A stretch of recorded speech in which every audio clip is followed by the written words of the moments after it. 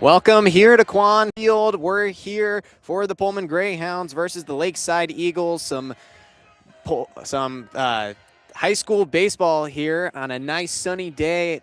It is 11:30 a.m. at the moment. First pitch is in 30 minutes. We're going to be here for the call. My name is Nathan Eshelman, joined by Declan Curran, and we're very excited to watch some exciting baseball. Both teams coming in a little hot, so hopefully it should be a good game. Don't go anywhere, though. We'll be back in 30 minutes before first pitch. You're listening to KUGR Radio, the student voice of the Palouse.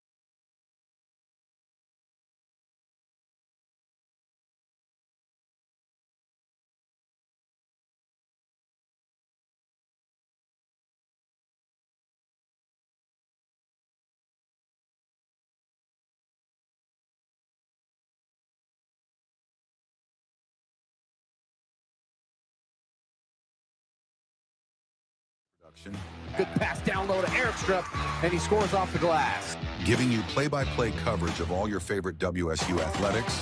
He doesn't get it! He's stuffed at the line! Football, basketball, baseball, hockey, and more. Absolutely electrifying play from Washington State to get him right back in this game. Follow us on YouTube at KUGR Sports to listen to every game live. What a play! What a kill by Brewstad! Never miss a moment with the best in the West. KUGR, the student voice of the Palouse. Gets the Cougs on the board with less than 20 seconds remaining in this first period. Here come the Cougs. And now, on to the game. Lakeside Eagles. Here we are in Quann Field.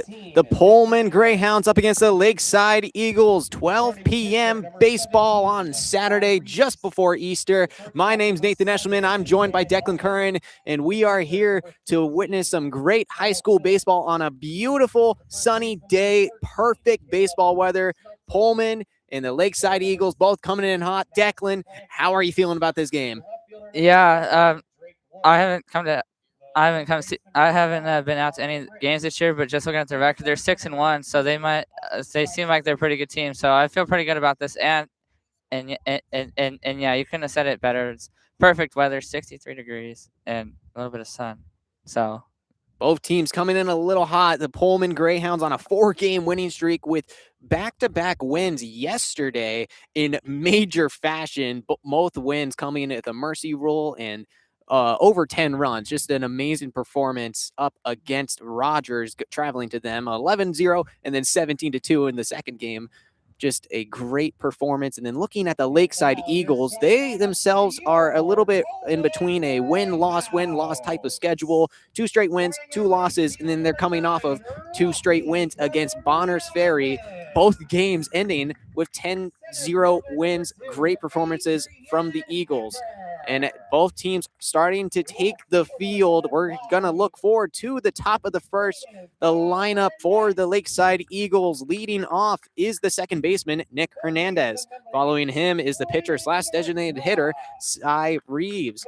At shortstop in the 3 spot is Cannon Almond. And then the cleanup bat, the catcher with some power, Kyle Phillips. Following him at the 5th spot, the first baseman, Caleb Smeltzer. In 6th hole, Max Clancy, the right fielder. And then rounding off with the bottom 3, the left fielder, Drake Wood. In the 8th spot, the third baseman, Connor Fritz. And batting 9th, Austin Simonson. And they're going to go up against the pitcher for the Pullman Greyhounds, Vaughn Holstad. And he will take the mound. Pullman looking to get another win here at home in Pullman. We're going to go to the national anthem, but don't go anywhere. You're listening to KUGR, student voice of the Palouse.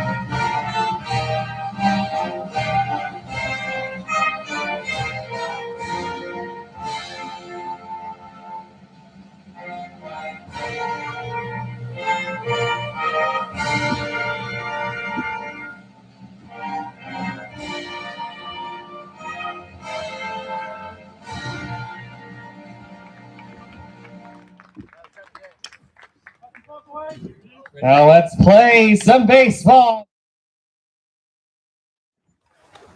Coming out of the national anthem break, Holstead takes the mound. The players disband, going around to their bases.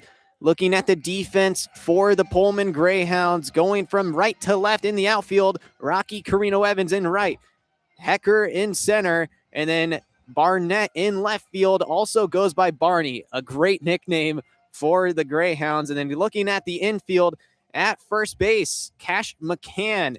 Looking over at second base, Blake Dobbins. The shortstop will be Will Denny, and the third baseman, Braden Norcroft. And then standing behind the dish, catching every single pitch, Grant Lovinger. It should be an exciting game. We got two great umpires as well here in Pullman. Behind home plate is Rob Eason, and just past first base, Andy Trauger. And we're getting ready to start the top of the first inning. It is 11:55 a.m. here in Pullman, Washington, 56 degrees. Getting warmer throughout the day, should be about 61 when it hits the peak. And it is nice and sunny just before Easter Sunday. A great weekend, perfect baseball weather, if you ask me. And Nick Hernandez, the left-handed batter, warming up along with Von Holstead. It should be an exciting day here, Declan. Yeah, it should. Yeah, perfect baseball weather. It's supposed to be up into the 70s next week, and we do have WSU baseball pretty much all next week. We got home games Monday, Tuesday, Thursday, Friday, and Saturday, and the weather is looking pretty nice for all 5 of those. So should be some great baseball weather, not just here in the high school, but in the college level as well. College level, major league level, every single level of weather, starting to go more into the summer part of the spring where it just gets so nice, sunny, warm, still some nice breeze as well. If you over to our left is the Pullman Greyhounds fan base, and not many of them on the bleachers because it is being covered by a lot of trees. Still want to be in the sunlight. Lots of lawn chairs out, ready to cheer on their Greyhounds. To our right, there is a handful of supporters coming over from 9 Miles Falls, Washington, to cheer on their Eagles. But here we are in the top of the first. Von Holstead, the right-handed pitcher, gets his call from Lovinger. The left-hander in Hernandez stands in ready. The wind to deliver from Volstead. Fouled to the left side. 0-1 goes the count, and this game has started. Yeah, you're talking about the Lakeside supporters. There's not a lot, but there's still some. They are out of Spokane, so it is close, but there is quite a few Lakeside fans here. Volstead, the 0-1. Breaking ball goes outside, evens up the count at 1 apiece. 0 out, 0-0. Top of the first inning between the Pullman Greyhounds and the Lakeside Eagles from Quann Field. Von Holstead. Two-sport athlete, also plays basketball. 1-1 delivery. Catches the zone, a pump of the fist from umpire Rob Eason, and the count goes 1-2. 0 outs, 0-0 ball game.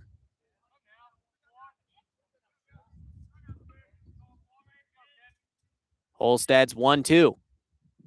Winds and delivers a breaking ball. It's chopped to the shortstop, Denny. Denny delivers it to first. Cash McCann with a long stretch tries to tag the batter, but his foot came off the bag. No tag made, and the runner is safe at first with a leadoff single. Nick Hernandez with a great job legging that ground ball out.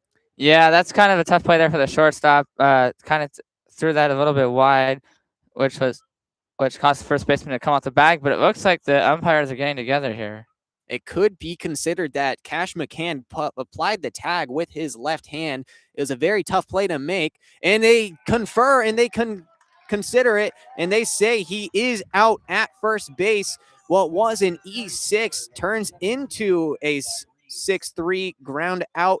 Great job by Cash McCann extending his hand to get the out. Yeah, so the reason they overturned that was because they got together to see if the home plate umpire saw something different. Clearly he did. That's why they overturned it.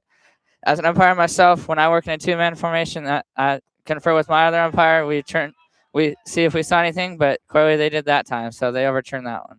Up to bat now is the pitcher, designated hitter, Cy Reeves. He swings and misses at the first pitch. 0-1 goes the count to Holstead. 0-1 advantage for Von Holstead. A wind and deliver.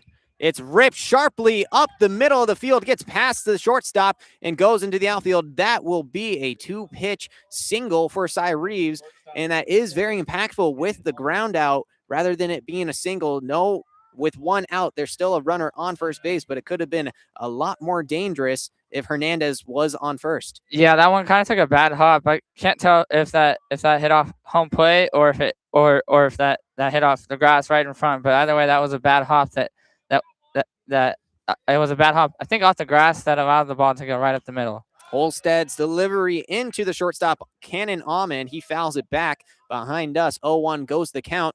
Runner on first base, one out. Top of the first inning, 0-0 between the Greyhounds and the Eagles. Holstead checks first base. It's a pickoff attempt. Not in time. Reeves gets back safely.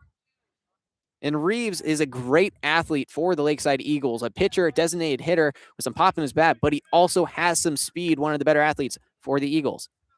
Holstead still with the 0-1 on Cannon Almond. The wind and deliver, a high breaking ball. Almond has to stretch back to avoid it, evens up the count at 1 apiece. Yeah, you were mentioning the speed over there at first. No matter what level, if you have a guy with speed, you always love to get him on base. For Pullman, you just want to try to get him off the base. The 1-1 from Holstead. Low and a steal attempt. And he's in there safely. Grant Lovinger did not recognize it in time. The throw was late. It was on target, but an easy stolen base for Cy Reeves with only one out in the inning. Yeah, now he's in scoring position. Base hit here by Almond with Reeves' speed. Most likely gets Reeves home and gives Eagles a 1-0 lead here. It's a 1-out, 2-1 advantage for Almond. Almond watches a strike catch the zone. 2-2 goes the count.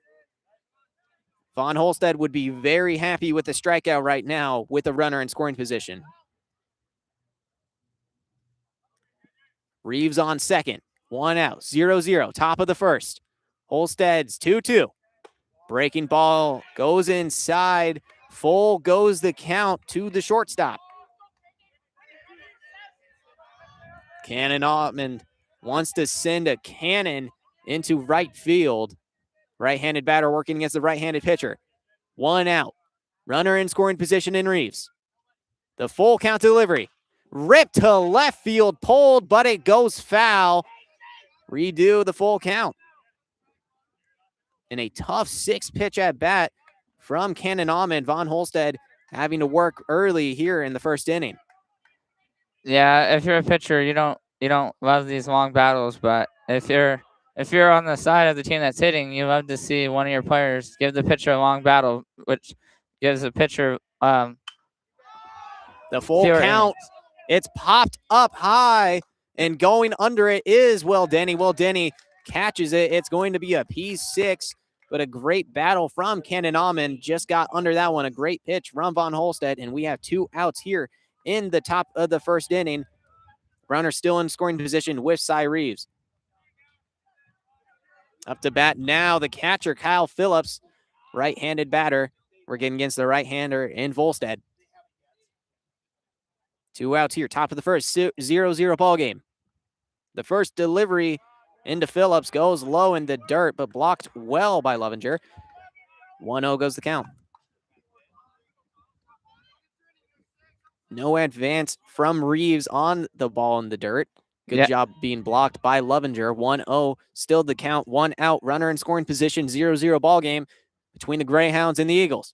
The 1-0, swing and a miss from Phillips. Evens the count at 1 apiece.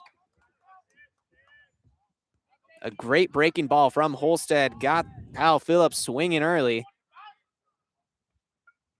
And with 2 outs in the inning, the Eagles don't want to strand a runner on second. The 1-1, ripped into left field. It touches down on the chalk. It's a fair ball. Phillips rounds first, and in comes to score from Cy Reeves. And Phillips has a stand-up double. It is an RBI and a 1-run lead for the Lakeside Eagles. Yeah, that's a great piece of hitting there by Phillips. Yanked it down the left field line. Got it over everybody's head where nobody was. Just barely kept it fair. Reeves with his speed scores easily. Eagles have a 1-0 lead, and they're going to have a courtesy runner here. It's going to be Colby Compow to run at second for Phillips. Compound in the game right now for Phillips.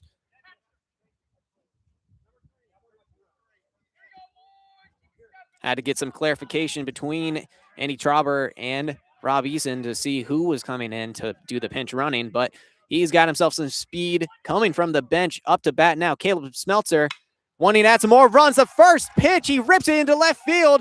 Going to it is Barnett. Barnett picks it up, but it will bring in the run from second base. Back-to-back RBI base hits. That one only goes for a single for Smeltzer, but a great job of hitting with 2 outs for the Lakeside Eagles. Yeah, and all of a sudden, if you're Von Holstad, you wanted to get out of this inning, but I mean, he's still in there now. Nobody's coming out to get a visit with him, but 2 base hits and already down 2-0. And that one was a first pitch rocket into left field from Smeltzer. That was another rip.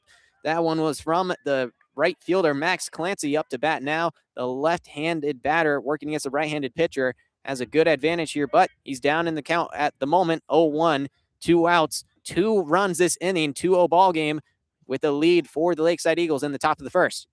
Von Holstad's 0-1. Foul to the left side and off the hands. 0-2 goes the count. Early advantage for Von Holstad.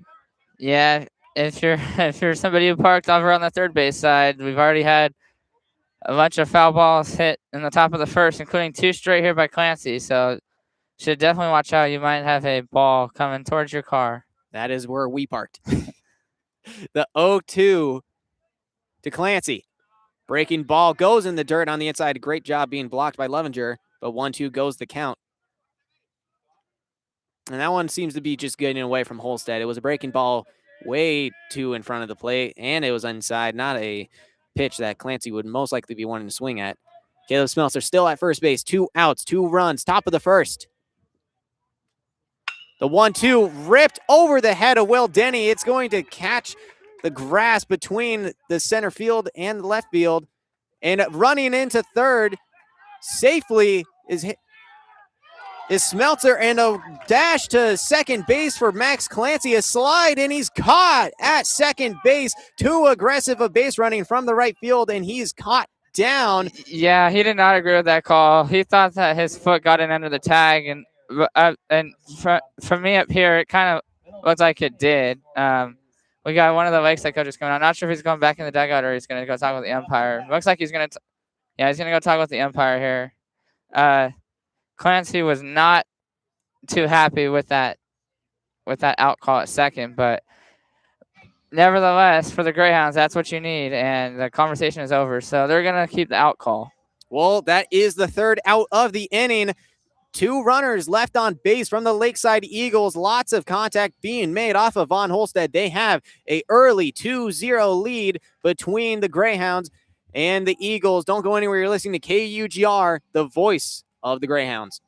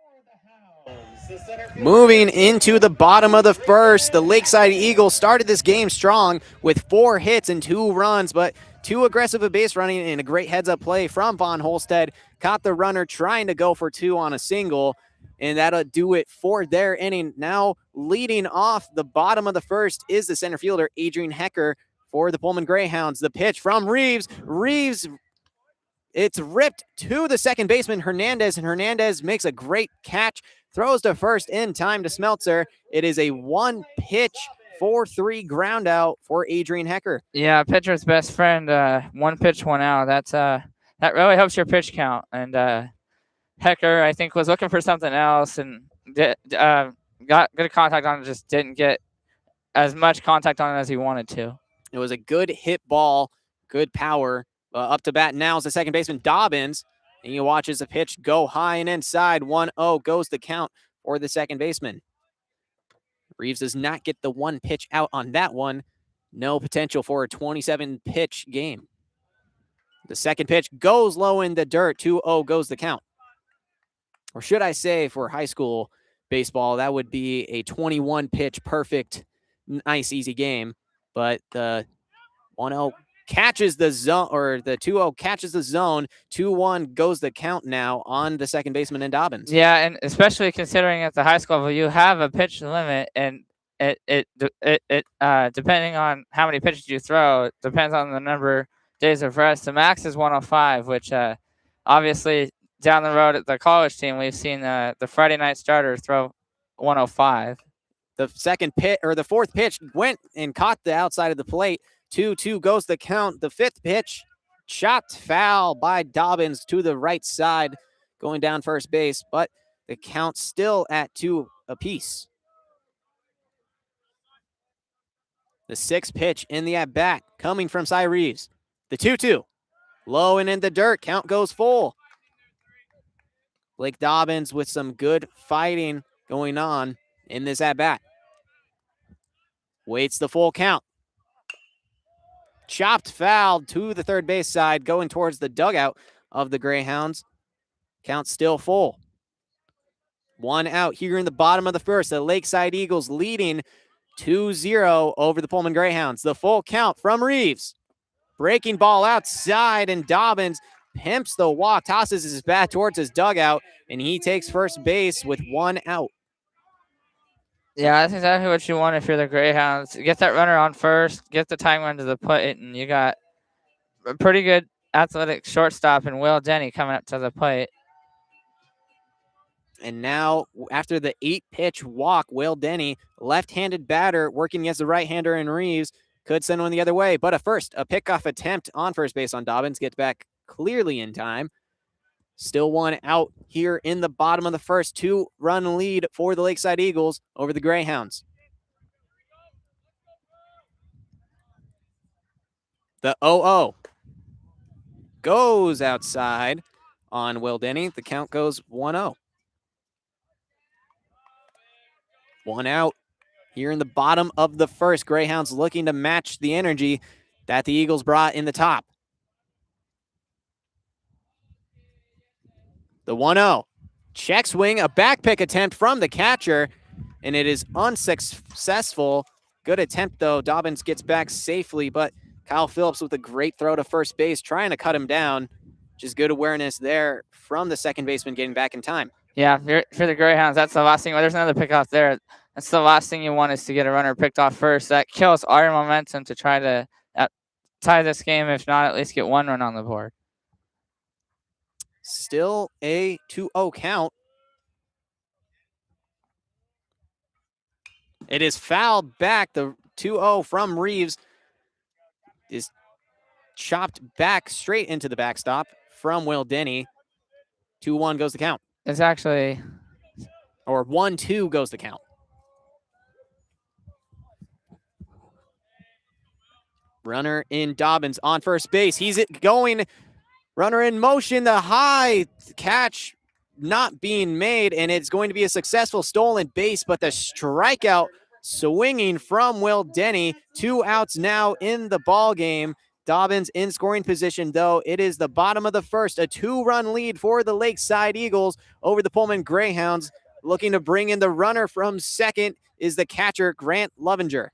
Yeah, they had a very, like I said, wanted to get the strikeout throw out double play. They had a really good chance. I mean, I think if the throw wasn't high, the runner would have been out. But if you're Lakeside, you're just grateful to get 1 out on that. Phillips had a tough play to make. It was a ball in the dirt, a swing and a miss as well. Hard to see through it. But now the other catcher, Grant Lovinger, up to bat. takes the first pitch, a breaking ball inside from Cy Reeves. Count goes 0-1. Great pitch from Reeves. 2 outs, bottom of the first. Reeves does not want to give up a run to the Greyhounds, who have been on a hot tear of recent with their offense. The 1-0, or the 0-1, fouled back. A count quick advantage for Cy Reeves. 0-2 goes the count on the catcher. Yeah, unlike most of the foul balls, that one was fouled straight back. But now, if you're Lakeside, you like to see that Cy Reeves head 0-2 with the runner in scoring position. If Lakeside would be very thankful to get out of this with minimal damage. The 0-2 clips Lovinger hard on the back, had to wear it, and he takes his base on 3 pitches. Cy Reeves had the advantage in the count. That pitch just seemed to have gone away from him. And now 2 runners on to 2 outs, bottom of the first. Some potential to tie the game up for the left fielder for Braden Barnett. He's got some power in his bat, and he wants to prove it. Runner on second in Blake Dobbins. Runner on first in Grant Lovinger. Cy Reeves tries to pick off Dobbins on second base, but Dobbins gets back safely. And Blake Dobbins taking his time getting back up. That one might have caught him slightly off guard. Has to shake it off, nod to the coaches in the dugout, say that he's good. Cy Reeves still checking on him on second. The 0-0 delivery to Barnett. Swing and a foul ball. 0-1 goes the count. 2 outs here, bottom of the first inning. Greyhounds gave up 4 hits and 2 runs in the top of the first. They want to match that energy with some hits of their own. Runner in scoring position, the 0-1. Clips the outside of the plate. 0-2 advantage up against the left fielder for Cy Reeves. 2 outs, 0-2. Barnett needs a good hit. The 0-2. Swing and a miss, and Cy Reeves fans 2 batters in the bottom of the first. It is 0 runs, 1 hit, 2 runners left on base for the Pullman Greyhounds, and that'll do it for the first inning. We're moving to the top of the second. The Lakeside Eagles with a 2-run lead over the Pullman Greyhounds. You're listening to KUGR, the voice of the Greyhounds.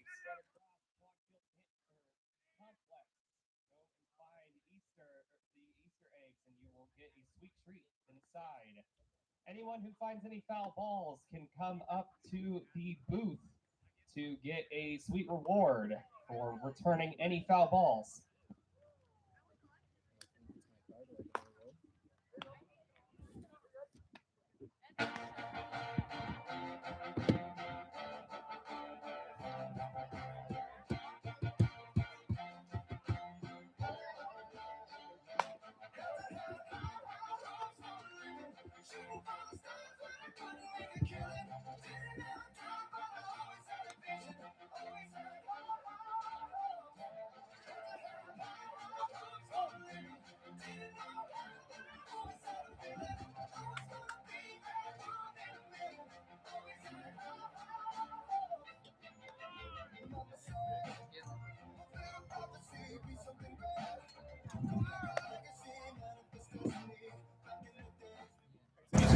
Here in the top of the second, Lakeside Eagles looking to match some damage they did in the top of the first. Leading off this inning is the left fielder, Drake Wood. It'll be 7-8-9 up for the Eagles. And Vaughn Holstead still on the mound. Right-hander against right-hander here in the top of the second. Eagles 2-run lead over the Greyhounds after the Greyhounds stranded 2 in the bottom of the first. Holstead, his 0-0 delivery. Hit high into the air, trailing back. 2 guys go on it, but called off by Hecker, and he gets the first out of the top of the second. A 1-pitch fly out to Drake Wood. And up to bat now is the third baseman, Connor Fritz. Yeah, 21 pitches in the first inning for Holstead. Gave up 4 hits that inning, but obviously that 1 pitch, 1 out is something you love to see. And Holstead obviously would love it to be 3 pitches, 3 outs, but nonetheless, he would love to have a quick inning here. Well, the first pitch to Fritz goes inside. 1-0 advantage to the third baseman. 1 out here, top of the second. Eagles leading by 2. Holstead agrees to a pitch with Lovinger. The 1-0. Strike catches the outside, high and outside, and it appears that Connor Fritz a little unhappy with the decision, but the count's even at 1 apiece. 1 out here in the top of the second inning. Holstead is 1-1. Swung on and ripped into right field. Rocky Carino Evans watches it fly over his head, and rounding first is Fritz, but he's going to stay with an outfield single. A great rip from the third baseman, and this grass here in Quann Field makes it a little hard to get some extra base hits, but nonetheless, it was a great hit from Connor Fritz with a 1-out single into right field. Yeah, the grass plays a factor, but you were also mentioning it's a hot day. You were saying before we went on air about the sun and how players might have a hard time. I don't know if Carino Evans lost that one in the sun or if he just kind of overran that one, but that one went out of his reach. Well, Fritz on first base, a pickoff attempt from Holstead, tries to get him without throwing a pitch to the center fielder, Austin Simonson. Unsuccessful. 1 out, top of the second inning, runner on first. And a bunt gets popped up in a diving catch from Lovinger. Did he get it? Great job. It is called an out from Rob Eason. He appeals to the ump on second base, and Andy Trauber. It's called an out, and a great catch made by Lovinger, a diving effort going all out for the catch, and it is 2 outs in the inning. A pop two or a P2, a pop fly out to 2 on a bunt attempt. Crazy way to go, but back to the top of the order, second baseman Nick Hernandez, who had a ground out to the shortstop in the first. First pitch goes low and inside. 1-0 goes the count to the second baseman. Yeah, great athleticism there too by the Greyhounds catcher Lovinger.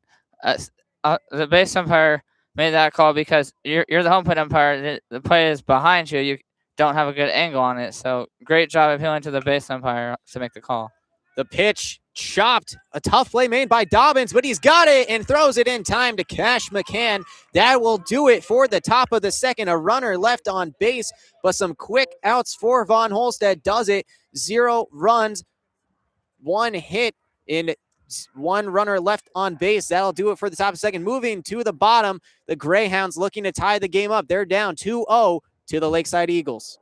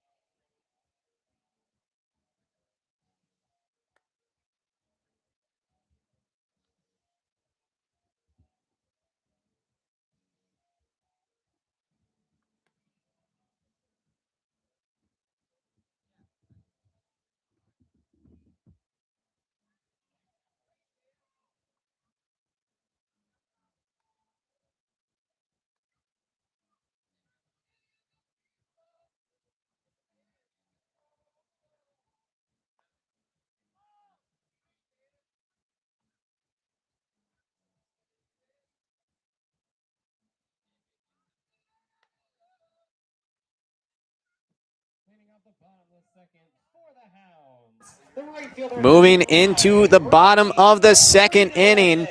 Up to bat now, Rocky Carino Evans, and he watched the ball fly over his head into right field. Hopefully he can do some payback of his own and send one to that side. He's a right-handed batter working against a right-handed pitcher.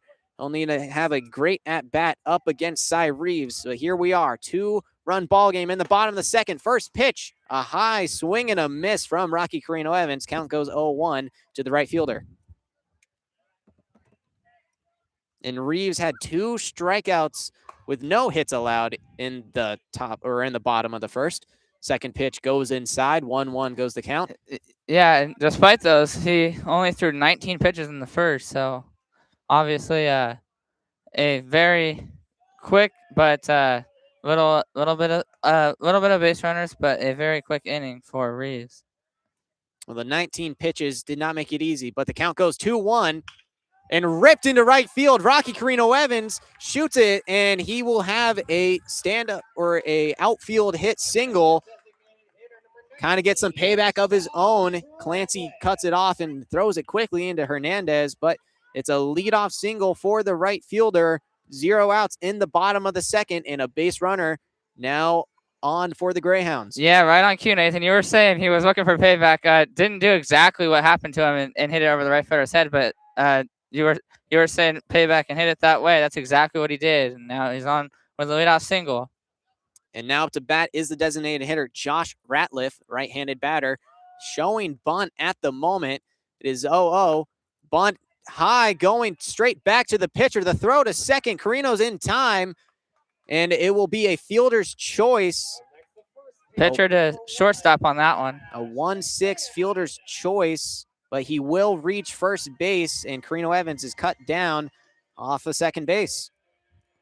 Yeah, the throw was kind of late on that one, and the shortstop kind of took his time on that. And as soon as he hesitated, he knew that he wasn't going to get the out at first. Just took the short at second, got the lead runner. Great awareness there by the Eagles. 1 out, bottom of the second. Greyhounds down by 2. A breaking ball goes high and behind the head of Phillips, and Cash McCann, the batter, had to duck out of the way. Count goes 1-0 to the first baseman, but he could have. If that was the Washington State Cougars, Nathan Choate would be telling him to wear it and take his base, but the runner does advance on the wild pitch. Now it is Josh Ratliff on second base. The 1-0 swing and a miss from Cash McCann evens the count at 1 apiece. Runner in scoring position, 1 out, bottom of the second. Greyhounds down by 2. Yeah, well, Washington State did get the win yesterday, but it wasn't by the hit by pitches. It was just a bunch of base hits. But yeah, Nathan Choate would tell Washington State players to just take that one. Ball goes inside, 2-1. Now the count to the first baseman, Cash McCann.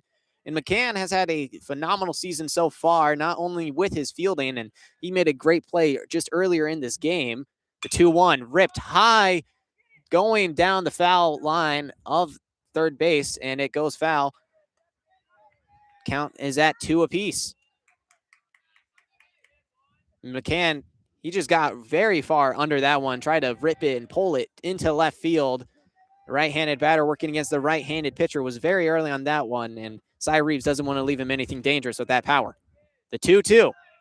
Outside in the dirt. Count goes full for Cash McCann.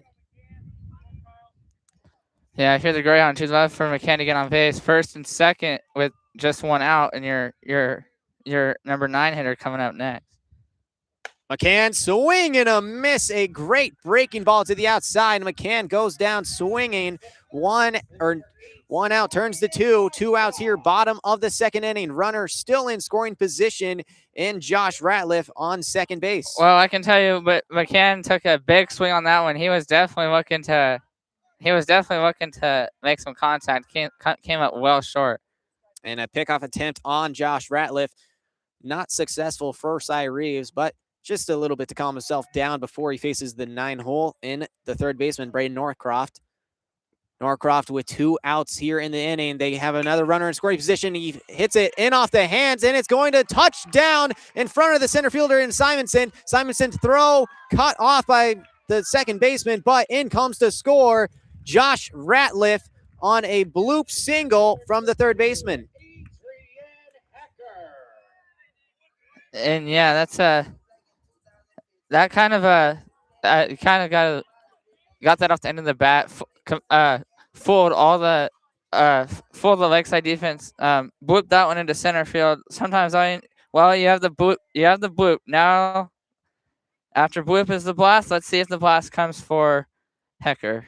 2 outs. The first pitch to Hecker goes low inside, and with the low inside ball, Braden Norcroft takes second base on a great steal. And something that you can see a lot in these high school games is steals on low pitches. 1-0 count. Runner in scoring position once again. 2 outs. 2-1 now the score. Lakeside Eagles still leading, but a runner in scoring position with a dangerous hitter in Adrian Hecker. Watches the ball catch the zone. Evens the count at 1 apiece.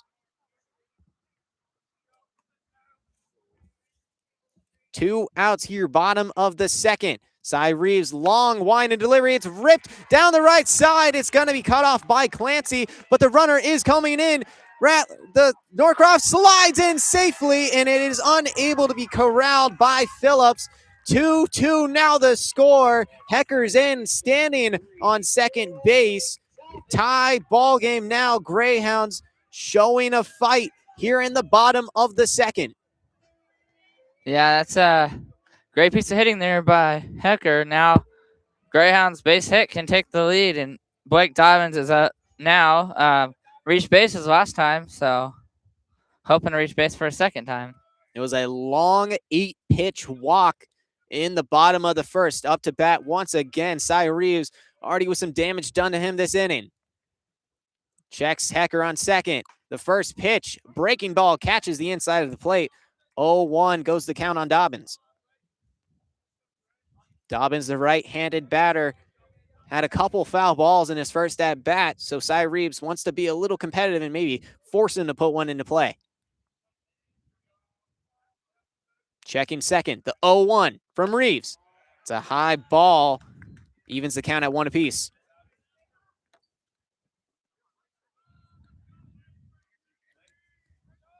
With the count at 1 apiece, 2 outs here, tie ball game. Bottom of the second, it's ripped into right field, and Dobbins has himself a base hit. Hecker rounds third, coming in to score. No throw made, and just like that, the Pullman Greyhounds have taken the lead. Blake Dobbins with a single, with another RBI for the Pullman Greyhounds. Well, Pullman is this is not even the third time to the order. This is only the getting to the second time, and they're getting to whatever they were missing from raising the first inning. They have not missed in the second inning. Greyhounds all of a sudden big inning here. Now they have the lead. 3-2 now the score, and this is all coming from 2 outs as well. All these RBI base hits. They have 4 hits just here in this inning, and Cy Reeves wants to get out of it and stop the nightmare. Tries a pickoff attempt on Blake Dobbins on first, but unsuccessful. Up to bat with Will Denny, the 0-0. It's a fastball to the outside, but dropped by Phillips. The throw to second, not in time, and some great base running from the Greyhounds keeps causing these dangerous scenarios, and Phillips is kind of part of this. He's having trouble catching the ball behind the dish, and it's leading to easy steals for the Greyhounds.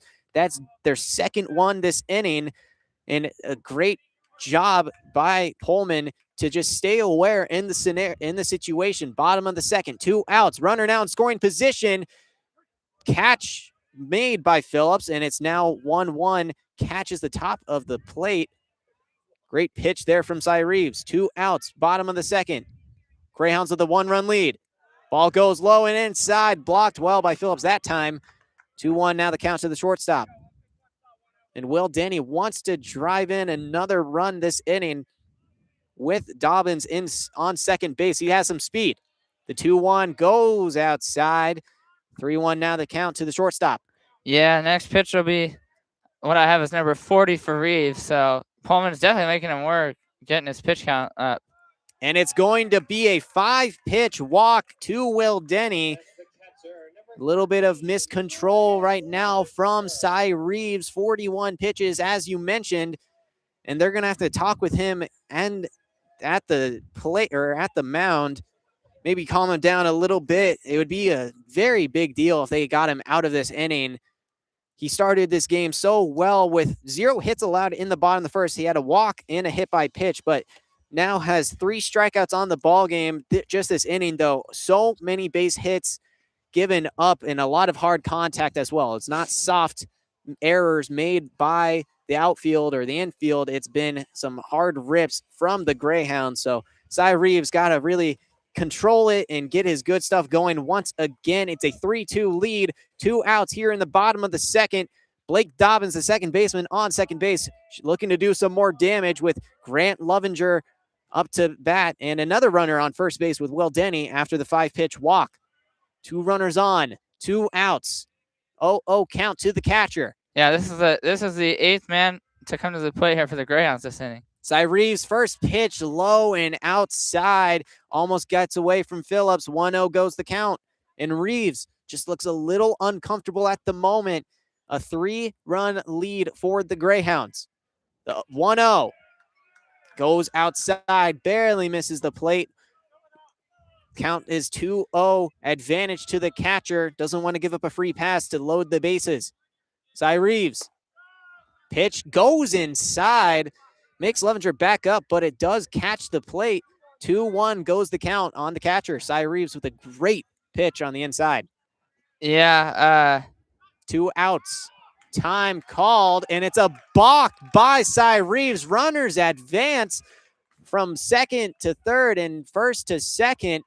And now 2 runners in scoring position off of a balk from Cy Reeves. Just so much uncomfortable play right now from the pitcher on the mound. Yeah, whatever he had going right from him in the first is he has not had it go right from him in the second. It's a high foul ball going down the first base side, and it just goes out of play. No play being made by Smeltzer. He really wanted to get his pitcher out of this inning with an out right there, but unsuccessful. Count, I believe, is even at 2 apiece now. 2 outs. Bottom of the second, a 3-2 lead for the Greyhounds. All 3 runs scored here in the bottom of the second, with some potential more runs coming from their catcher, Grant Lovinger. Runner on third and second. Pitch high and inside. 5th pitch of the at-bat evens the count at goes full count. 2 outs. Bottom of the second. Runner on third and second. 3-2 ball game. The full count. Swing and a miss from Grant Lovinger, and a great pitch from Cy Reeves stops the bleeding for the moment. But with that inning, it was 4 hits for the Pullman Greyhounds, 3 runs, and 2 runners left on base. That'll do it for the second inning. We're going to move to the top of the third. It is 3-2 lead for the Greyhounds. You listen to KUGR, the voice of the Greyhounds.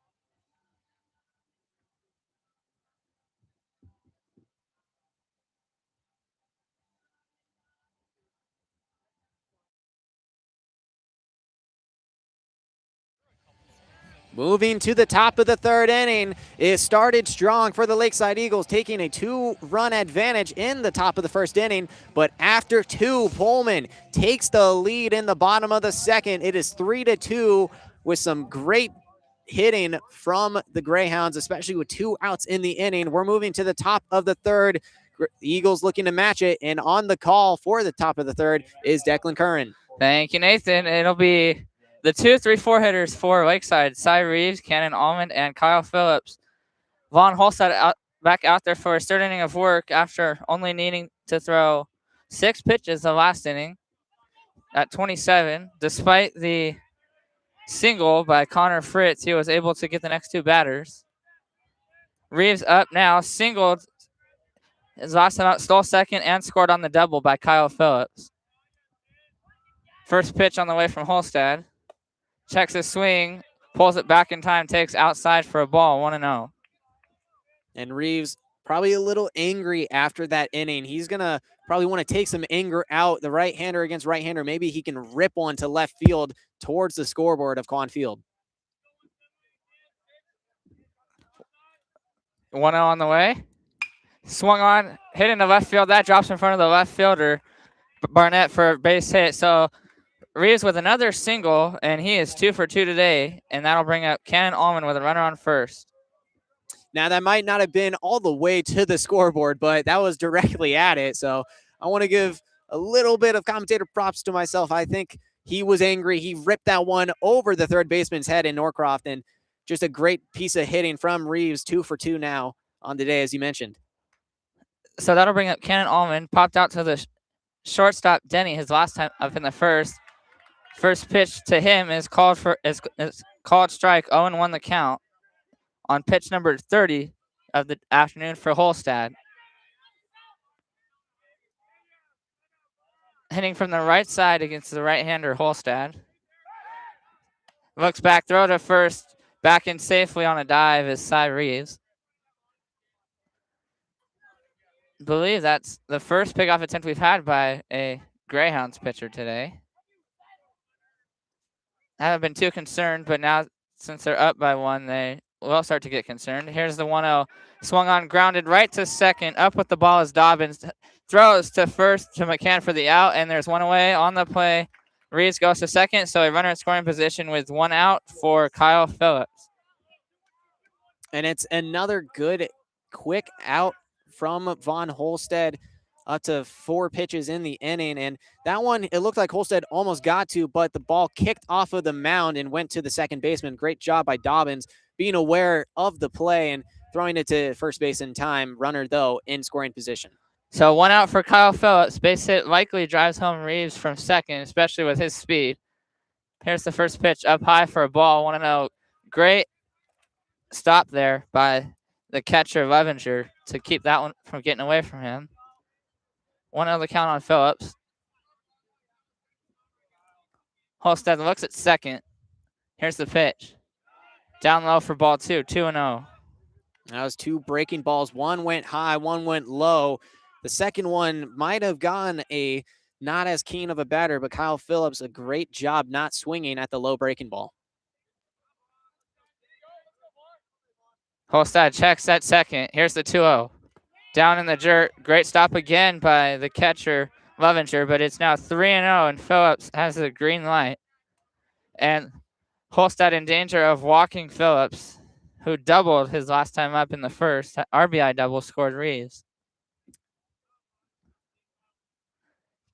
Looks back at second. Here's the 3-0. Inside, ball 4. It's a 4-pitch walk to Kyle Phillips. First, so that'll be first and second with 1 out for the Eagles, and that'll bring to the plate Caleb Smelter. Had an RBI single back in the first. And Phillips ripped one into right field. That was the one that went over Rocky Carino Evans' head. So maybe not the worst strategy to walk the guy who has a lot of pop in his bat so far today. And with the potential of a double play being presented, maybe Von Holstead could get quickly out of this inning with not as much damage. There's a runner in scoring position, so double play would be massive for him and the Greyhounds. Yes, and the 2 base runners leads to a quick visit for the head coach of the Greyhounds, Kevin Agnew, just to kind of cool down Holstead a little bit, get him back in this with first and second. A base hit can easily score the run, and we know Smeltzer has the power. We saw it in the first. Like you said, he singled right over the right fielder's head. Catcher still out there, and now he walks back. Smeltzer, right-handed hitter against the right-hander Holstead. 3-2 Greyhounds here in the top of the third, 1 out.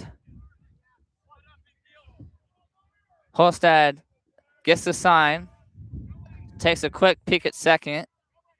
Nobody's covering the bag. Holstead throws. That's inside, and that hits Smeltzer right on the arm. So first pitch, it's a hit by pitch, and now the bases are loaded with 1 out for Max Clancy, who singled back in the first. A very dangerous situation now being presented to Von Holstead. That breaking ball is getting away from him. He's got to either get it under control or start sending some heat down the plate.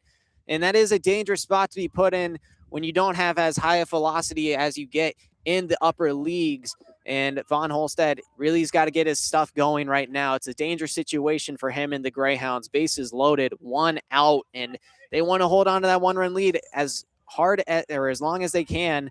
But it's a very tough spot with the right fielder coming up. Well, for the Greyhounds to hold that 1-run lead, they would certainly love to have a double play to end the inning.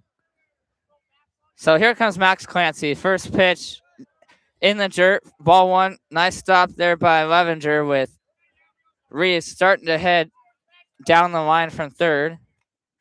And that's six straight misses now for Holstad.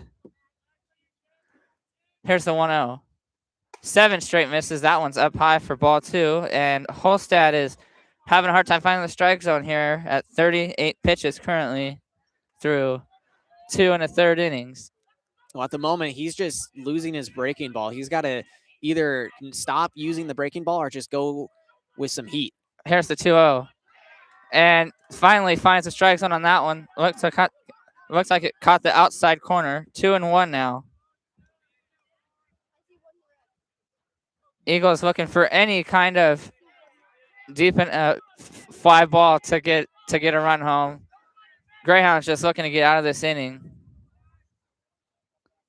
Here's the 2-1 outside, ball 3, 3-1, and now Holstad is in danger of walking in the tying run from third with a 3-1 count and nowhere to put Clancy. Holstad with the windup. Here's the 3-1. Up high for strike 2. Catches the very top of the zone, and it's now full on Clancy. Clancy thought that was an RBI walk. He was already moving to first base. Very unhappy, but a prove-it pitch upcoming right now. Full count, 1 out, bases loaded. Here comes the pitch. Outside, ball 4, and that ties the game as Reeves comes home from third. It's a bases loaded walk for Max Clancy, and it is tied at 3. And an RBI walk from Max Clancy.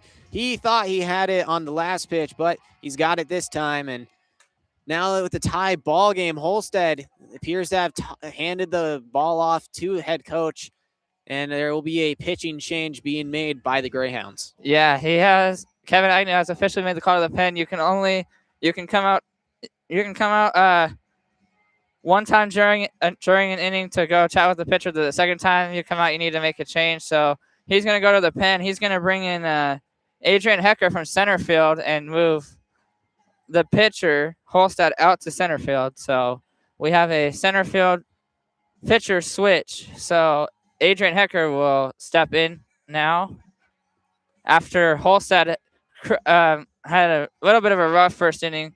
Really cruising the second, but the third inning, he just could not find the strike zone. And at 41 pitches, it ultimately led to the end of his day. And he gave up 6 hits in the ballgame with the 3 runs. Not his strongest showing, especially with a very low strikeout count of 0. He was not able to get batters down at the plate. He had to rely on his defense, and unfortunately, the balls in play were not easy for the defense to stop. So it is going to be an early end to his day. And hopefully for the Pullman Greyhounds, Adrian Hecker can get out of this tough jam with bases loaded and still 1 out in the inning. A lot of damage could still be brought on by Lakeside. Yeah, final line here for Holstad. 2 1/3, 6 hits, 3 runs, all earned, 2 walks. No strikeouts, so really rough on that part for Holstad. 42 pitches, 25 strikes. So was able to throw more strikes than balls, but ultimately in the third inning, he just could not find the strike zone and gives way to Adrian Hecker now to try to get out of this mess with the number 7 hitter, Drake Wood, the left fielder, coming up. Wood flew out to center field, ironically, to the guy that's on the mound. He flew out to Hecker back in the first inning. It was a 1 pitch at bat. It was a very aggressive approach from Drake Wood, but with bases loaded and 1 out, he might want to be a little more patient, or he might just want to rip it into right field and welcome the mound. First pitch down in the dirt for a ball. Great stop there again by Levenger, as down at third is Phillips. He would have came home on that, but he retreats back to third. It's a 1-0 count now. It's a great block by Levenger, and that pitch got away from Hecker. The breaking ball's not there right now. For 1-0, pops up down the right field line. This one's getting out of the ballpark. It's foul. 1-1 now on Wood. Greyhounds just looking for any sort of good play to get out of this inning with still only 1 out. Here's the 1-1. Up high, that almost hits him. Wood has to duck out of the way of that one. It's 2-1 now. All of a sudden, the Greyhounds having trouble throwing strikes. Here's the 2-1. Lined into left field. That's going to get down for a base hit. Coming in from third to score is Phillips, and coming around for him is actually that was the pinch runner Colby Compound. Also coming in is Caleb Smeltzer. It's a 2-run double to left field for Drake Wood, and the Eagles take a 5-3 lead here in the top of the third. And that one was smoked down the line in between center field and left field. Almost got to the warning track at the gravel. That's about 341 feet from us, and just a rocket from Wood, and kind of looks like James Wood of the Nationals. Just some great power from the right-hander. Here's the first pitch to Connor Fritz. That's in for a strike. It's 0-1. So Kobe Compow is the courtesy runner for Kyle Phillips whenever he gets on base. In high school, teams usually send somebody out to run for their pitcher and their catcher just so they have time to get warmed up. As the 0-1 to Fritz is outside for a ball. Counts even 1-1. One out here in the top of the third. Runners at second and third as Clancy gets to third on the double. Base hit, likely scores 2 again. Here's the pitch. Swung on, hit into left field. Under it is Barnett, and Clancy tags but retreats back to third. And luckily for the Greyhounds, he does not score. That is the second out, a much needed out for the Greyhounds. And that was just bad base running right there from Clancy. Clancy was already in motion while the ball was hit into the air. If he just waited for it to be caught, I feel like he could have had a good chance to make it to home in time. But with 2 outs, the chance for a sacrifice fly is out of play. Now it's Austin Simonson, the center fielder, popped out to the catcher on the amazing diving catch by Levenger. Hit his first time up last inning, actually, in the second. This is the 8th man to come to the plate for the Eagles here in the third as the first pitch misses outside for a ball, 1-0. And 1-0 misses up high, ball 2, 2-0. And Hecker already behind in the count, 2-0. Looking to get out of this with minimal damage. Here's a 2-0. Popped up, shallow on the infield. Calling for it is the second baseman Dobbins. He's under it, makes the catch, and that'll finally put an end to the inning, but not before the Eagles put up 2 runs on 2 hits, no errors, and they leave 2 runners on. We go to the bottom of the third. It's Lakeside 5, Greyhounds 3, right here on KUGR, the voice of the Greyhounds.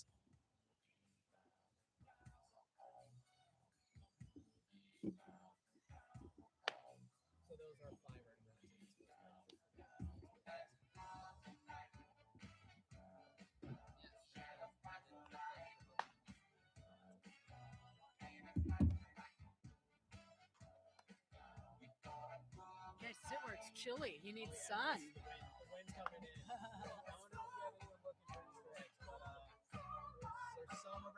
Yeah.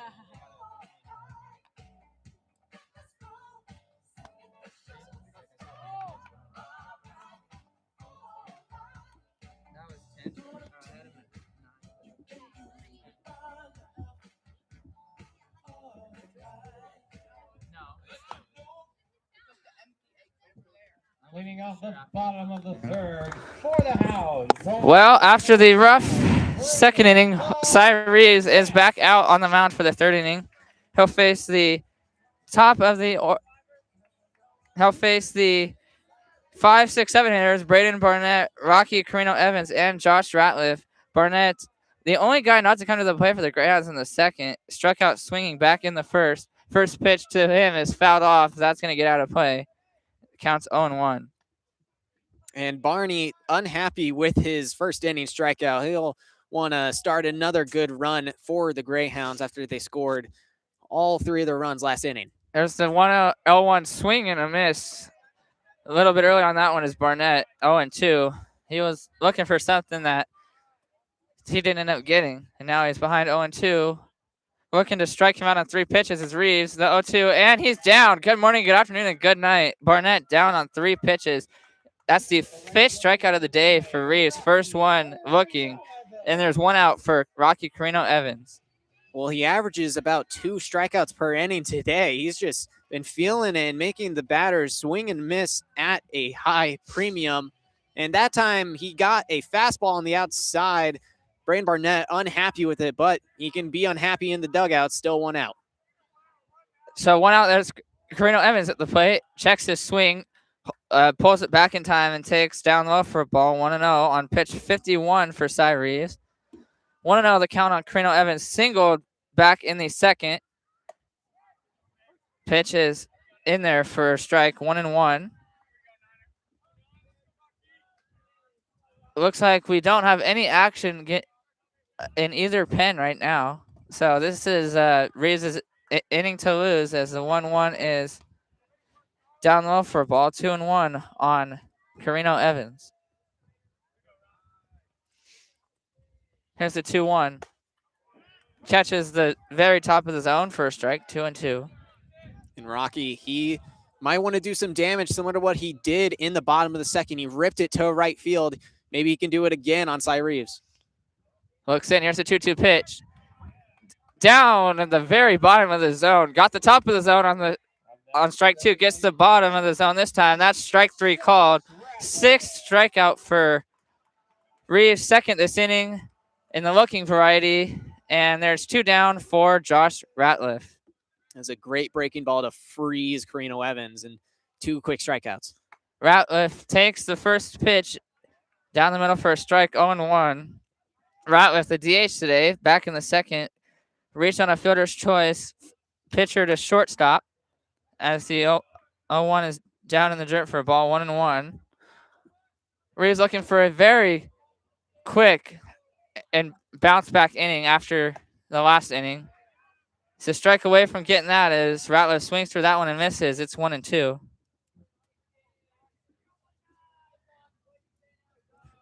Here's the 1-2. Outside, almost hits Ratliff. It's 2-2. Greyhounds looking for a much better 4th inning after having a long 3rd inning out in the field. As the 2-2 to Ratliff fouled straight back. Count remains 2-2. Pitch number 60 for Reeves. Reeves looking to strike out the side. As here's the 2-2. Swing and a miss for strike 3. Down goes Ratliff. And that'll retire the side. Cy Reeves with his 7th strikeout retires the side, swinging here in the 3rd. No runs, hits, errors. No one left for the Greyhounds. We go to the 4th. Lakeside 5, Greyhounds 3 on KUGR, the student voice of the Palouse.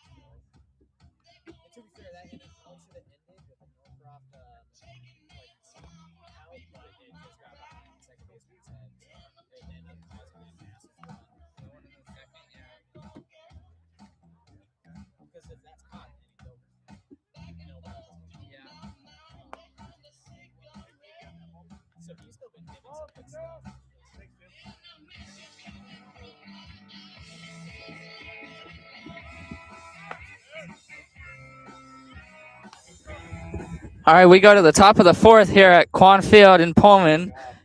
Our score through 3 is Lakeside Eagles 5, Pullman Greyhounds 3. Coming up for Lakeside will be the top 3 in the order: Nick Hernandez, Cy Reeves, Cannon Allman. Hernandez, the only guy not to come up for the plate in the 3rd inning for the Eagles. Adrian Hecker remains on the mound after throwing 10 pitches after coming on in relief, and he throws a first pitch strike in there to Nick Hernandez, 0-1. Hernandez 0 for 2, 2 groundouts, one of the shortstop in the first and one of the second baseman in the second. Certainly he was looking to get on base. 0-1 is down low for a ball, 1-1.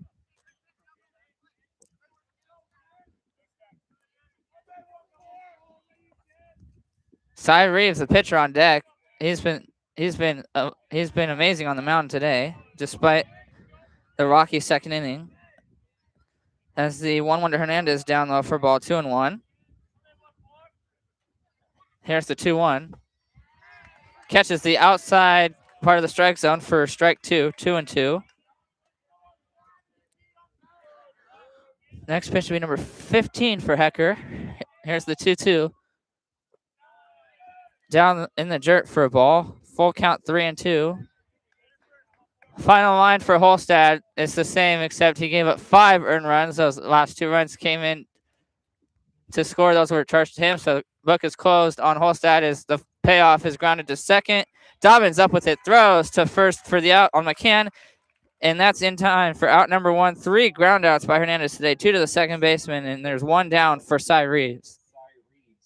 And that was a good pitch on the inside for Hecker. It caused a sharp ground ball to the second baseman who was there, and another good play made by Dobbins. So Reeves up with 1 out, 2 singles today, and has scored 2 runs, as well as his brilliant pitching on the mound. First pitch swung on high, but it's going to go foul, and it's 0-1 on Reeves.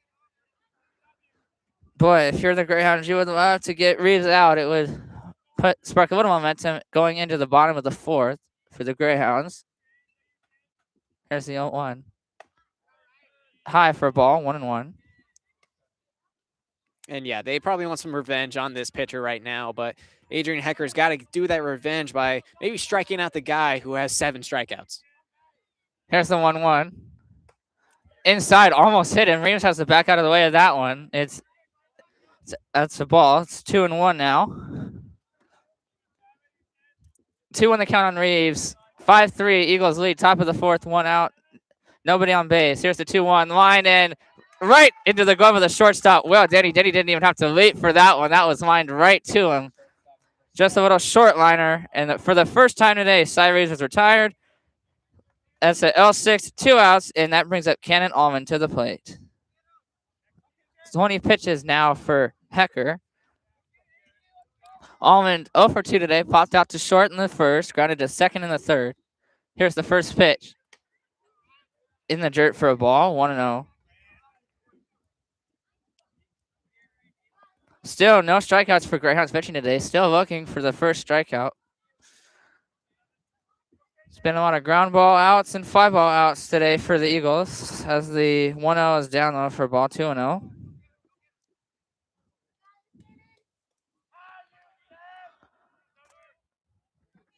Allman also looking to get on base today. There's the 2-0. High for a ball. Just missed. 3-0 now on Allman. And Hecker is in danger of putting somebody on for the cleanup hitter. Here's the 3-0. Down low for ball 4. That's a 4-pitch walk to Cannon Allman. And that is the 3rd walk today by Greyhounds pitching. And that brings up Kyle Phillips, the catcher. 1 for 1 with a double in the 1st and reached on a walk in the 3rd. And right now it's looking like the game for yesterday for the Greyhounds, they just kind of seem exhausted. The pitching, the breaking balls are not coming in the way that they're expecting to. And right there, just an uncontrolled, easy 4-pitch walk for Hecker. As the first pitch to Phillips is outside and that, or down low, that gets away from Levenger. So taking second on the wild pitch is Allman. And now a runner in scoring position for Phillips, and a base hit can drive home Allman. Second steal of the day for the Eagles as well. As here's the 1-0. Down in the dirt, this time saved by Levenger to prevent back-to-back wild pitches. Keep Allman at second. It's 2-0.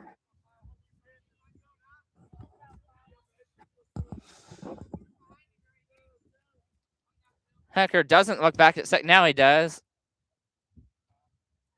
Second baseman too far off the bag. Throws home. 2-0. Swing and a miss by Kyle Phillips. It's 2-1 now. Now that was a great pitch from Hecker. Great breaking ball, swing and a miss, slowing down the game on Kyle Phillips and making him swing early. 2-1 on Phillips. Here's the pitch. Outside.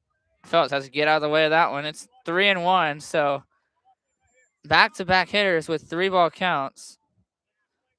And Hecker's in danger of putting 2 on via the walk. Here's the 3-1. Up high for ball 4. 2 runners on via the walk. 4th walk by Greyhounds pitching today. Now it's 1st and 2nd with 2 outs for Caleb Smeltzer. And the Greyhounds are in some real danger now. Smeltzer today, 1 for 1, single in the 1st, reached on a hit by pitch. Back last inning, got hit on the 1st pitch. That was with Holstad still in the game. Now it's Hecker. See if Hecker can get out of this. 1st pitch, down low for a ball, 1-0. And Hecker is now struggling to find the strike zone. Well, he started this inning so well by forcing contact and had a ground out to the second baseman and a line out to the shortstop. Ever since then, he has not given the ball in play, try to force a ground out. Here's a 1-0 swing and a miss for strike 1. Smeltzer swings right through that one, was looking for something, probably to hit one over the fence. Swung a little too early on that one. It's 1-1. Next pitch, number 30 for Hecker. Well, this is already the most pitches that Smeltzer's seen. He had a 1-pitch single and a 1-pitch hit by pitch in both at bats. Here's the 1-1. Catches the very bottom of the strike zone, 1-2 on Smeltzer. And now Hecker's a strike away from getting out of this with no damage.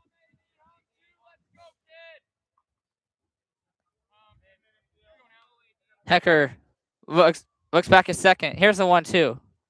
Swung on, grounded to third, up with the ball, bobbled. It's the third baseman, Northcroft, but it gets the throw over to McCann at first in time for the out, and the inning is over. So despite 2 walks in the inning for Adrian Hecker, there was no damage done. It's for the Eagles. It's no runs, no hits, no errors, and they leave 2 runners on.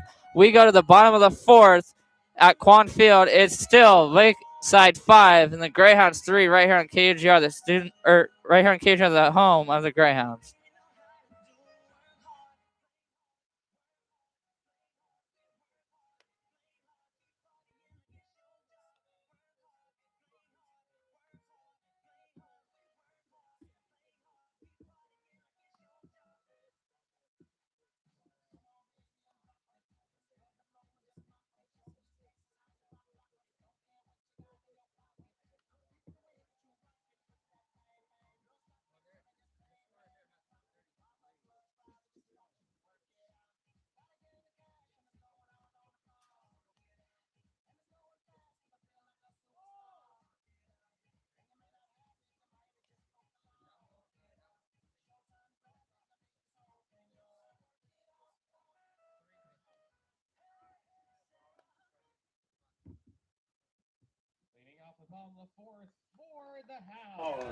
We go to the bottom of the 4th. Lakeside still leads your Greyhounds 5-3. Coming up for the Greyhounds, 8, 9, and 1 hitters: Cash McCann, Braden Northcroft, and Adrian Hecker. Cyree still up on the mound despite being at 61 pitches through 3 innings. Last inning, he was dominant, struck out the side in order. Greyhounds looking to get something started here in the 4th. First pitch to McCann, catches the lower part of the zone for strike 1, 0-1. Reeves dominant on the mound today, despite the rocky second inning. 7 strikeouts on the day. Here's the 0-1. Catches the bottom part of the zone again for strike 2, 0-2. Greyhounds pitchers still with no strikeouts, still looking for their first strikeout. Here's the 0-2. Swung on, fouled back. McCann stays alive, still 0-2. And right now, Cy Reeves controls the plate. He is in decision of what happens right now in this ball game, and he's not letting the Pullman Greyhounds get comfortable. He's going to look to sit them down again. Here's the 0-2 on the way. Swung on, fouled behind the plate again. McCann stays alive. Still 0-2. This will be the 5th pitch of the at-bat here. Reeves looks in. Here's the 0-2. Swung on, fouled behind the plate again. This time it's a grounder. And McCann battling, still 0-2 with pitch number 6 of the at-bat coming up. Reeves looking for the strikeout here of McCann. Here's the pitch. Swing and a miss. That's in the dirt. Gets away from the catcher, throws down to first. It is held onto by the first baseman over there. That's Smeltzer. And McCann is down on strikes on a drop third strike. catcher to first, and there's one out for Braden Northcroft.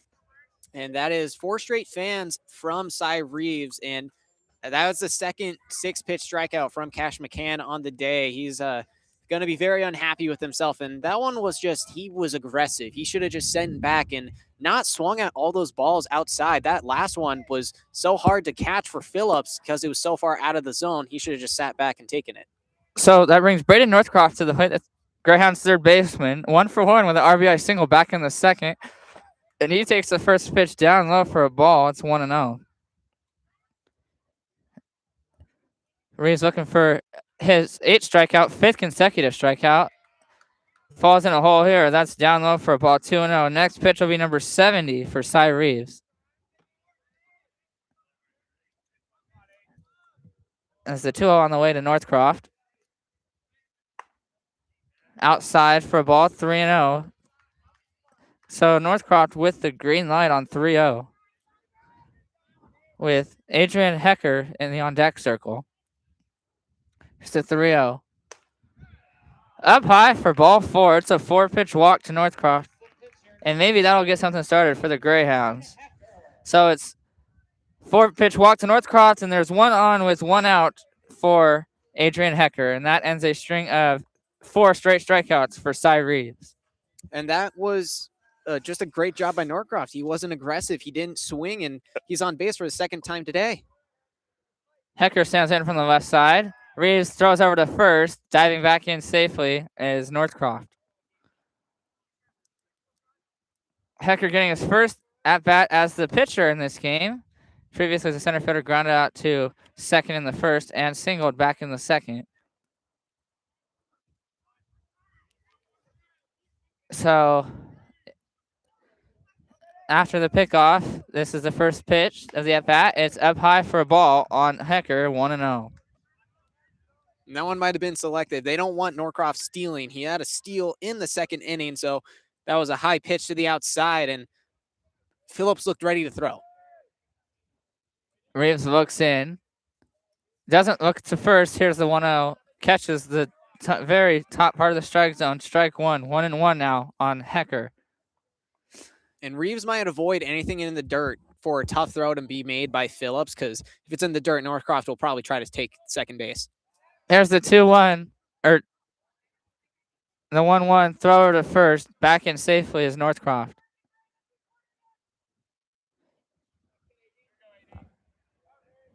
Reeves looks in again. Throws home. 1-1. Catches the bottom part of the zone. 1-2 on Adrian Hecker. Next pitch will be 75 for Cy Reeves. Nearing the end of his day, despite the second inning, he's had a outstanding pitching performance, shutting down the Greyhounds pretty much outside of that second inning. Here's the 1-2. Swung on and lined foul down the left field line off the roof of the building next to the third base dugout. That's going to go out of play. Count remains 1-2 on Hecker. Reeves looks in. Here's the pitch.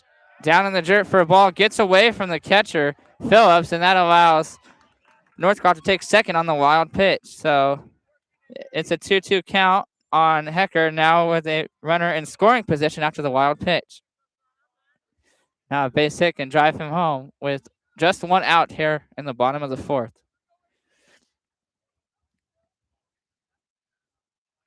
Here's the 2-2. Swung on, hit foul down the line, and that's going to get out of play. Still 2-2 on Hecker. Well, with the speed of Northcroft, he saw the ball in the dirt, and that's exactly what happens. You see something low, it's going to be a very tough play to be made by Phillips, or even on the other side, Lovinger also has struggles with it. So lots of stolen bases and taken bases on those wild pitches. Here's the 2-2 on the way to Hecker. That is in there for strike 3. So that is the 8th strike. That is the 9th strikeout of the day for Cy Reeves as he gets Hecker looking for the second out, and that'll bring up Blake Dobbins. Still doing great on his 2 strikeouts per inning approach, as he's got 2 more here in the fourth.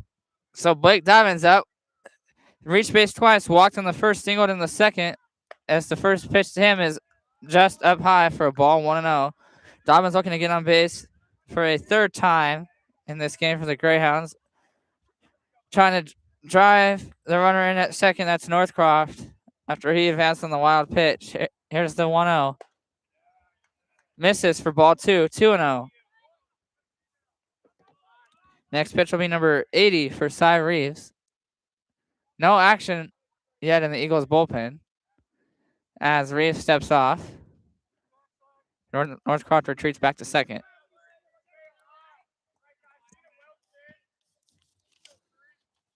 Reeves steps off again now, steps back on the rubber. Here's the 2-0. Catches the very end of the strike zone. It's 2-1. That's in their first strike on Dobbins. Reeves checks second. Here's the 2-1. In there for a strike, 2-2. Reeves is a strike away from getting out of this with no damage, getting his 10th strikeout of the day. Here's the 2-2. Swing and a miss in the dirt. Thrown down to first is Phelps to complete the strikeout. He does. Smeltzer completes it. That is strike 3.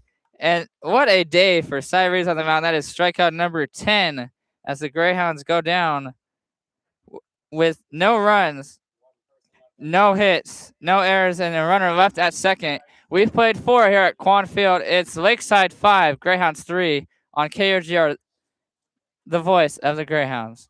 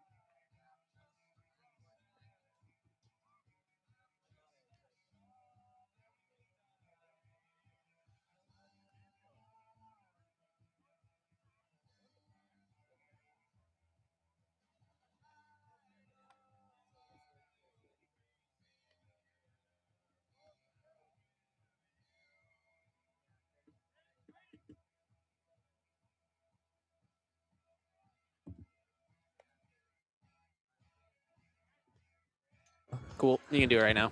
We go to the top of the 5th. It's Lakeside 5, Greyhounds 3. Adrian Hicker still on the mound to face 6, 7, 8 hitters. And to tell you all about it, here is Nathan Eshelman. Thank you, Declan.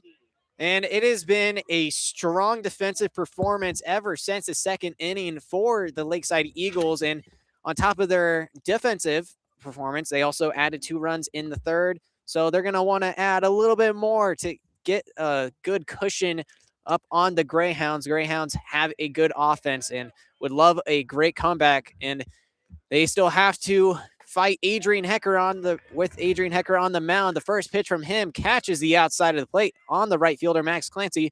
0-1 goes the count. And Clancy got on base technically with both of his plate appearances, but his first at bat was a single, but he got caught out trying to advance on second. His second pitch goes outside, evens count at 1 apiece. 0 outs, top of the 5th, 5-3 ball game. The Lakeside Eagles leading the Pullman Greyhounds. Adrian Hecker, the center fielder, moved to the mound. His 1-1, a swing and a miss, a great breaking ball into the dirt.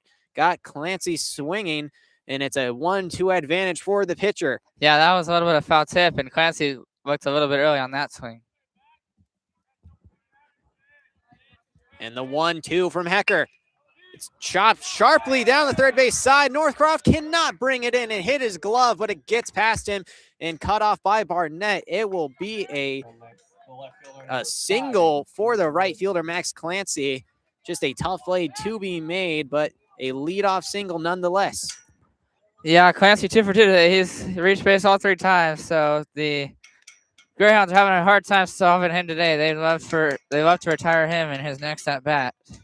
And Drake Wood up to bat now, right-handed batter working against the right-handed pitcher. And it shows bunt going down the first baseline. Tough play to be made. Adrian Hecker picks it up, throws to McCann in time, but it will advance the runner into scoring position 1 out here. Runner on second with Max Clancy. 5-3 lead for the Lakeside Eagles. Yeah, we've seen that a lot over at Bailey Brayton Field with Washington State laying down those kind of bunts. It was a perfect bunt. I thought he was going to beat that out, but it was a perfect bunt, able to get the job done and move the runner into scoring position. Well, Adrian Hecker does have a lot of speed, but up to bat now is Connor Fritz, the third baseman. A right-handed batter watches a ball go inside. 1-0 count to the third baseman. 1 out here, top of the 5th inning. Eagles looking to add on some more damage with their 2-run lead. Ball goes low. 2-0 goes the count to the third baseman. And Adrian Hecker, he did not necessarily have the cleanest inning last time out. He had 23 pitches, but did get out unscathed with no runs. Right now, he needs to do something similar with a runner in scoring position in Max Clancy. 1 out. The 2-0. High and gets behind the batter and Lovinger. That might have tipped his bat, but either way, it's a wild pitch, and the runner advances to third base in Caleb Smeltzer, and I believe the count is 3-0. It did not tip his bat, so a big 3-0 advantage for the third baseman. Yeah, if anything, that looked like it almost hit him in the helmet. It might have glanced off his helmet a little bit, but the umpire said that it didn't hit him, so he's still in the box. Well, the 3-0 goes outside, and it's going to be a 4-pitch walk for Connor Fritz. And runners on the corners now with 1 out here in the top of the 5th. A lot of dangerous play happening from the Eagles, and Adrian Hecker's got to calm himself down and get back into it.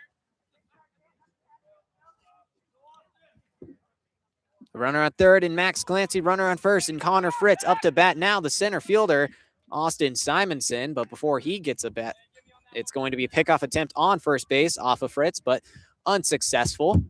Still 1 out here in the top of the 5th. 0-0 count to Simonson. Another pickoff attempt. Almost got him, but the ball drops out of the glove, and the runner advances from third to home. He's safe, and it was a interesting development right there. Cash McCann thought he tagged the runner out at first, but the ball was not in his glove.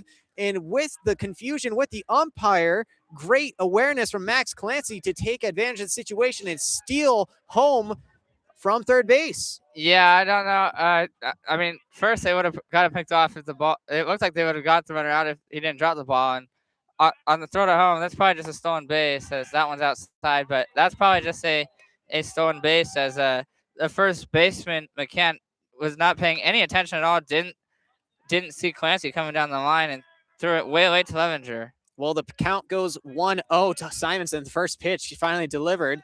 Second pitch catches the inside of the plate, evens the count at 1 apiece, and it's a 6-3 ball game there. And that one wasn't necessarily even on Adrian Hecker. It wasn't in control of the situation. That was more on Cash McCann.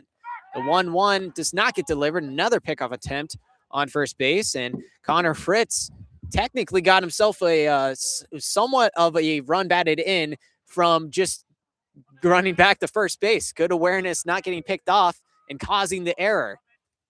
The 1-1 goes inside. A 2-1 count now to Simonson. Feels like we've seen 7 pitches get thrown this at bat, but only 3 of them have been thrown to the center fielder, who's actually at the dish. 2-1 advantage for the center fielder. 1 out in the inning, 1 run scored, runner on first base, and it's a swing and a miss. Evens the count at 2 apiece, and Adrian Hecker needs some more of that. Still no strikeouts, as you mentioned, for the Pullman Greyhounds. They're going to be trying to maybe get one right here on the 9th batter. Well, he is 1 pitch away from it. Another pickoff attempt on first base. Connor Fritz gets back safely again. It is a 2-2 count to the center fielder. Pitch goes inside, and just as you said it, a first strikeout for the Pullman Greyhounds, and Adrian Hecker with a great pitch and at bat right there, but still the run being scored from third is going to be a knock against him here in the top of the 5th inning. It is 6-3, 2 outs now, runner on first base, and up to bat is the leadoff in the second baseman, Nick Hernandez. He watches a ball go inside for a strike. 0-1 count now for Adrian Hecker. They're down 3, and a little bit more insurance for the Lakeside Eagles with a runner on first could help them here in the 5th inning. Another pickoff attempt on Connor Fritz, and Connor Fritz getting a lot of sliding and tag practice for Cash McCann, and McCann kind of going to be beating himself up. He'll try to maybe make up for it with the next time he's up to bat. The pitch goes outside, does not clip the zone. 1-1 goes the count to Hernandez. Yeah, well, when you have a big lead like that, you're bound to get a watch eye on, and that's the case. The with 1-1 ripped to left field. A diving attempt made by Barnett, unable to be made. Touches down, and the runner advances from first to second. No movement to third, and still 2 outs in the inning, and that could have been the second one, but Fritz in at second base, and Nick Hernandez on with an outfield single. Yeah, it's that was pitch number 50 for Hecker. And if you want to keep your pitch count, well, this is not the guy you want to face, as it's Cy Reeves coming to the plate. He's already reached base twice today. The first pitch, high pop up to the right side. McCann, hats fall off, trying to catch it. He had a play on it, but the wind kind of took it in a weird angle, and it just falls down for a foul ball. Could have gone out of the inning, but it'll still just be a 0-1 count to the pitcher. Yeah, he definitely had a play on that. It looked like he almost caught it, but it was just barely out of his reach. But that was a nice effort by McCann going all the way out over there, and the right fielder coming in for both of them to try to at least attempt to make that catch. 2 outs, runner on second and first. The 0-1 count, and Adrian Hecker has to call time. He's ready to deliver the 0-1, but maybe rethinks about the pitch he's going to send into the hot bat of Cy Reeves. The 0-1. Ball goes inside, evens the count at 1 apiece. And Reeves technically could be 3 of 3, but he had a sharp line out to Denny, the shortstop, in the top of the 4th. So maybe he wants to drive another one, maybe to the right side of the field. Has a lot of power. The 1-1 breaking ball catches the outside of the plate. 1-2 advantage to Adrian Hecker. Yeah, and Hecker looking to get out of this with minimal damage. And if you're Hecker, you got to feel good getting the first strikeout for Greyhounds pitching today. The 1-2 grounded sharply to third baseman. Northcroft tags third on the force out, and that will do it. Top of the 5th inning, 2 runners left on base, but a runner comes in off of the error from Cash McCann. It is 6-3, the Lakeside Eagles leading the Pullman Greyhounds. You're listening to KUGR, the voice of the Greyhounds.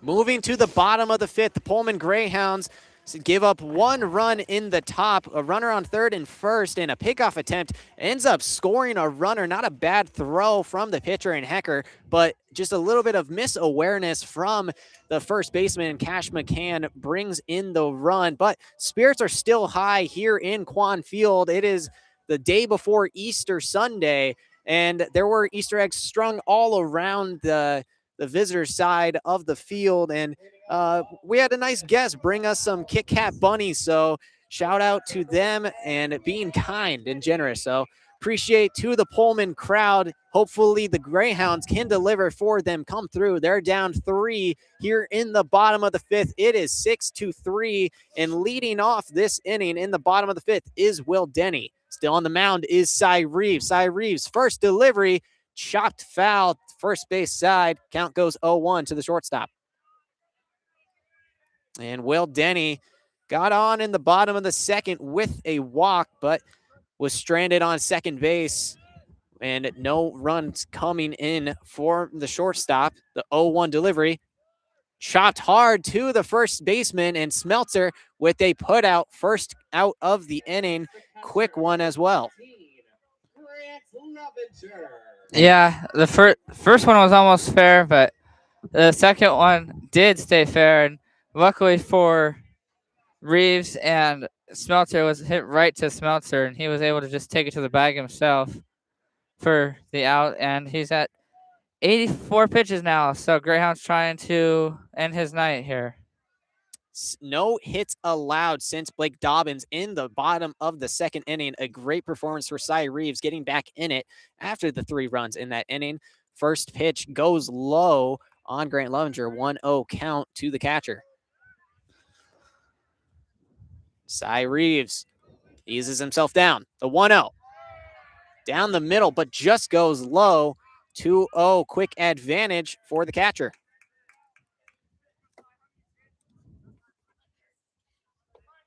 To Lovinger. High inside, catches the plate, and the count goes to 2-1. And that one, Lovinger, I feel like he gets afraid of those high fastballs. So that's the 2nd time today he's backed out of one, but it ends up still being a strike. The 2-1 from Reeves, that one goes high, too high though. 3-1 advantage to Lovinger. Yeah, that was about the same spot as the last one. To your point, I think he gets afraid of those because he's afraid of getting hit. The 3-1, too high once again, and it is a pimped walk for Lovinger. And I think I've seen that a couple times now from the Greyhounds. When they get a walk, they're very excited with it. They toss and flip their bat to their dugout. They're excited to be there. And another pinch run situation for the Greyhounds, number 11 coming on to do some running rather than the catcher and Lovinger. And Lovinger, he may be great at getting on base, but I will agree with this plan. Maybe not the most speed from the catcher, and coming on is Carson Forer. Well, that's typically what in most high schools you get a courtesy runner for the catcher just so they can get warmed up and for the next inning, and they don't have to have a long wait for them to get their gear on. Braden Barnett up to bat, takes a ball to the outside. 1-0 goes the count. Actually, this is not Barnett. This is a pinch hitter. It's Ty Rasmussen up for the Greyhounds. And Ty Rasmussen takes the second ball to the outside. 2-0 goes the count. Runner on first base and Forer. They're down by 3. They need some quick runs here in the bottom of the 5th. 1 out. The 2-0 ripped sharply to the second baseman, Hernandez. Hernandez thought about throwing to second, but just pulls back and throws to first. It is going to be a 4-3 ground out, but the runner advances to second base. 2 outs now in the inning. Up to bat now, Rocky Carino, the right fielder. Last time he reached base, it was the bottom of the 2nd, but he was caught out at second base on a fielder's choice. He's going to maybe try to bring in the run on second base. A couple runners being left stranded from the Greyhounds throughout the day. Total of 5 runners left on base. Rocky Carino Evans does not want to leave him. In a moment like this, takes a ball low in the dirt to the outside. 1-0 goes the count for Carino Evans. Yeah, and Reeves at 92 now. This is probably his last inning, whether or not he gets Carino Evans. It's been a great day nonetheless for the pitcher on the mound for the Eagles. No doubt. And a pickoff attempt does not catch Forer. Forer gets back safely. And he has a lot of speed, so any type of outfield hit will most likely result in a run unless Clancy Simonson or Wood has a great arm and can reach the catcher. It's ripped to left field, going back. It's going to touchdown at the warning track. Easy run coming in for Ferrer. as he touches home plate, and Rocky Carino Evans rips one down left field. It is a 1-run double, and Rocky Carino Evans brings the score to 2 as the Greyhounds score 4, and they're down to the 6 runs of the Eagles. Yeah, great piece of hitting there by Carino Evans. Just got a pitch down in his happy zone, launched it. It almost, I mean, it went right to the wall. A couple feet higher, might have actually got out of here, and this could have been a 1-run game, but nonetheless, Carino Evans, 2 hits now, single and double, halfway to the cycle. Got the easy ones out of the way. And Ratliff takes a ball low. And this is not Ratliff. This is a pinch hitter. This is not exactly sure who this is, but it's not. This is Brody Barnett, left-handed batter. Braden's swings on the pitch. It is 1-1 now. So one Barnett leaves the game, the other one checks back in. Or the other one checks in.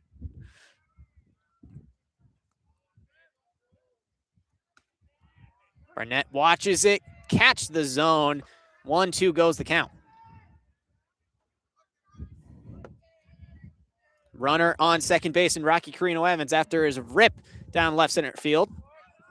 Strike 3. He goes down looking, and that'll do it for the bottom of the 5th. A runner stranded on second, but one brought in off a rip of a double down left center field. It is a 6-4 ball game. The Lakeside Eagles leading the Greyhounds. You listen to KUGR, the voice of the Greyhounds.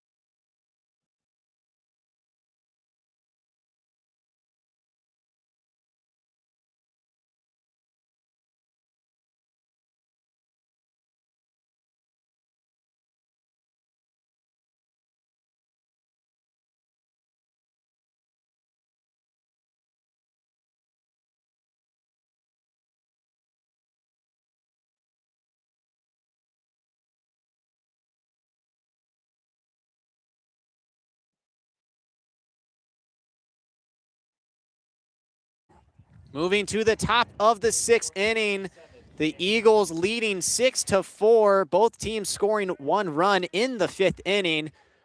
And Adrian Hecker still on the mound for the Pullman Greyhounds, going up against the shortstop in Cannon Almond. The first pitch ripped down to the shortstop. Denny picks it up, throw to first base, clean play. 6-3-1 pitch out for Adrian Hecker.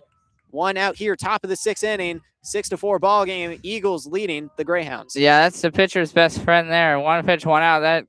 That gives you a great chance of pitching the rest of this game. Exactly what Hecker needed.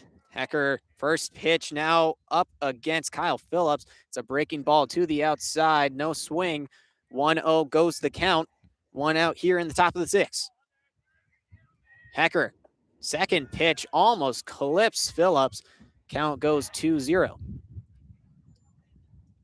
And Hecker, as you mentioned last inning, his pitch count's already working up. Although he was in relief, he's still getting high pitching counts, and that ball goes high on the inside. 3-0 now to Phillips, and Phillips has reached back-to-back at-bats on walks, and right now with a 3-0 count, he might do it again, but Hecker does not let him do it on that pitch. 3-1 now the count as it just clips the top of the zone. Phillips led off this game with a double in the top of the 1st. And this time he rips it. The 3-1 is going to touch down just behind the head of the shortstop, Denny. And he's got himself a single with 1 out in the top of the 6th. Yeah, well, great piece of hitting there, playing the small ball on that one. Got it over the head of the third baseman, and it went right in front of Rasmussen, the defensive replacement, now in left field. Luckily, he got in and quickly holds Phillips to a single, but that's the 4th time that Phillips has reached today. Phillips on first base now. Up to bat is Caleb Smeltzer, and Smeltzer watches the ball go to the outside, but it catches the zone. 0-1 goes the count in favor of Adrian Hecker. Hecker, the right-hander against the right-hander, and Smeltzer. 1 out. Runner on first base. 6-4 ball game. Eagles leading. Pickoff attempt on first base. Unsuccessful. McCann picks it up out of the dirt. Not the most accurate of pickoff attempts from Adrian Hecker.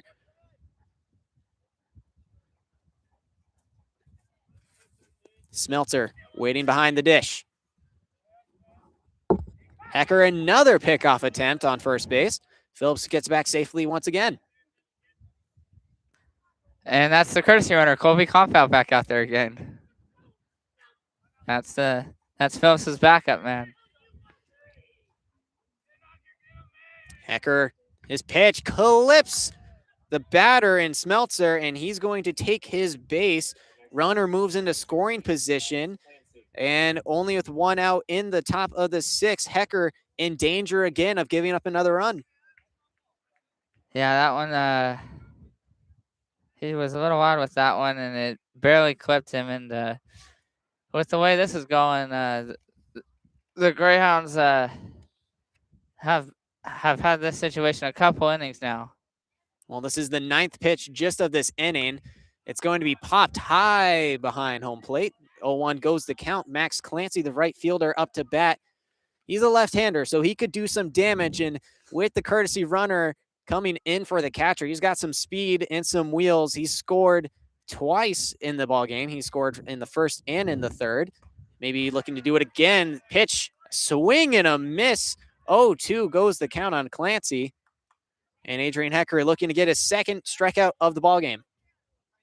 Top of the 6th inning, 6-4 lead for the Eagles, looking to drive more in. Runners on second and first. Pitch almost clips Max Clancy, but Clancy saw it all the way, got out of the way. He wants to do some damage, does not want to get brought on from a hit by pitch. 1-2 goes the count now. Hecker's pitch. Chopped and fouled to the left side, blocked by the fence. Still a 1-2 count.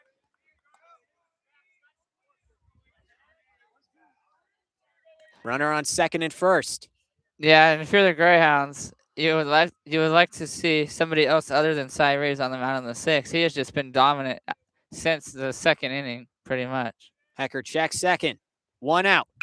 It's ripped to this second baseman. It gets through his legs. Dobbins unable to collect it. And now the runner coming in from second and third. He's safe. Just like that, another run scores for the Eagles. And what could have been a double play turns into a run. A disastrous play for the Greyhounds. And it is now 7-4. Lakeside leads. Yeah, my guess is they're gonna give an error to Dobbins on that. That was a pretty, and yes, that is an error on Dobbins. And honestly, I think that's the right call. That was a pretty tailor-made double play that should have easily been out of the inning. Well, Hecker does have the run go in, maybe not against him, but now a runner on second and first, still 1 out here in the top of the 6th. 7-4 now the score. Chopped now from Connor Fritz. Throw to second in time, but the throw to first gets away from McCann. Runner rounds third, goes into home, but a tag made on first base. Is it before the run scores? That's the question. It is not. They're going to say the run counts. So the run will count, but the runner's cut down on first base after he thought he could run from the wild throw. It is 8-4. That'll do it for the top of the 6th inning, but it was a wild inning for both sides. Adrian Hecker, 2 runs given up, 1 earned, and that will do it for the top of the 6th. Moving to the bottom, the Pullman Greyhounds are down 4. It is 8-4. You're listening to KUGR, student voice of the Greyhounds.